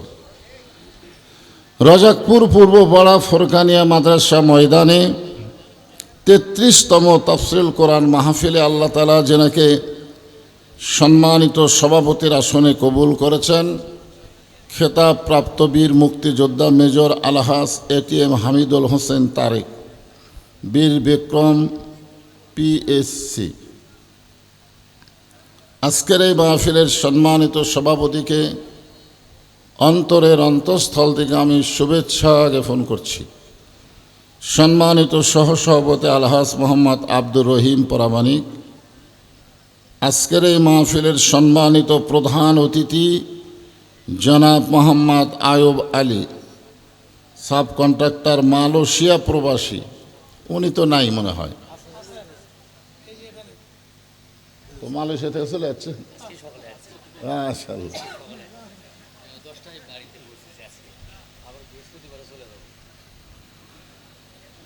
আমরা সকলেই তার জন্য প্রাণ খুলে দোয়া করি। আল্লাহ প্রধান অতিথিকে আজকেই মালয়েশিয়া থেকে এসেছেন, আজকে মাহফিলের জন্যই, তাকে দ্বীনের পথে, ইসলামের পথে, আল্লাহর পথে কবুল করুন। সকলেই বলি আল্লাহুম্মা আমিন। আজকের মাহফিলের সম্মানিত বিশেষ অতিথিবৃন্দুর মধ্যে একজনের নাম একার আমার নামে নাম, আলহাজ মোহাম্মদ বজলুর রশিদ, আলহাজ মোহাম্মদ আশরাফ আলী, আলহাজ মোহাম্মদ গাজীউর রহমান, তিনটাই হাজি আলহামদুলিল্লাহ। এছাড়াও বরণ অতিথির মধ্যে যেনাদের নাম রয়েছে সকলকেই অন্তরের অন্তঃস্থল থেকে আমি শুভেচ্ছা জ্ঞাপন করছি। আজকের এই মাহফিলে আল্লাহ তাআলা যেনাদেরকে কবুল করেছেন, আমি গত রাত্রে মাহফিল করেছি সেই কুড়িগ্রাম থেকেও বহুদূর, ভুরুঙ্গামারি কেবল টেজে উঠে ওয়াজটা সাইজ করতেছি, সাইজ করতেই সেই বৃষ্টি, কে কোন দিকে যায় আর ঠিক নাই। তো আজকে আপনাদের মাহফিল যে হচ্ছে এটা আল্লাহর একটা বিশেষ রহমত। নিচের মাটি কাদা হয়ে আছে, তার উপরে পলিথিন বিছাইয়ে দিয়ে আপনাদেরকে বসার ব্যবস্থা করেছে। যারা এত কিছুর পরেও আজকের এই জান্নাতের বাগানে উপস্থিত হয়েছেন, আমি আমার অন্তরের অন্তঃস্থল থেকে আপনাদের সবাইকে শুভেচ্ছা জ্ঞাপন করছি। সম্মানিত মা বোনেরা যারা পর্দার অন্তরালে বসে বসে আলোচনা শুনতেছেন, তাদেরকেও শ্রদ্ধা জ্ঞাপন করছি।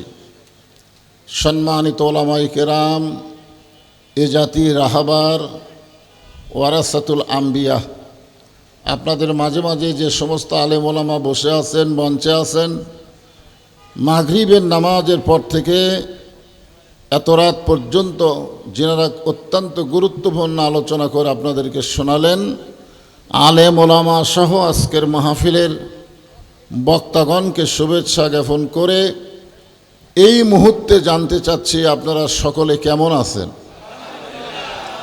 আলহামদুলিল্লাহ রব্বিল আলামিন।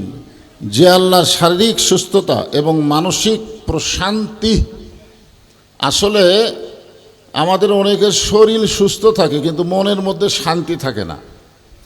কিন্তু যতক্ষণ এই জান্নাতের বাগানে বসে থাকবেন, আল্লাহর রহমতে আপনাদের শরীরও ভালো থাকবে, মনও ভালো থাকবে। কারণ আল্লাহ কোরআনে বলেছেন, ইন্নামাল মুমিনুনা আল্লাযীনা ইযা যুকিরাল্লাহু ওয়াজিলাত কুলুবুহুম। ওয়াজিলাত কুলুবুহুম শব্দের অর্থে বহু ব্যাখ্যা করা হয়েছে, তার মধ্যে একটা হলো মনের ভিতরে শান্তি থাকবে। সুবহানাল্লাহ বলেন। আল্লাহর কোরআনের মধ্যে আল্লাহ সেই পাওয়ার দিয়েছেন।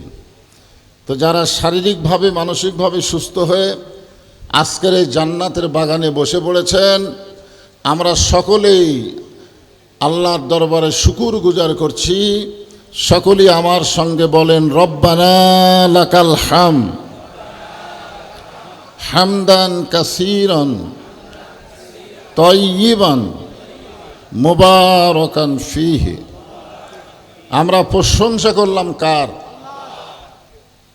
কেন করলাম? প্রায় মাহফিলে প্রশ্নটা আমি করি, কিন্তু অনেকে উত্তর দিবার পারে না।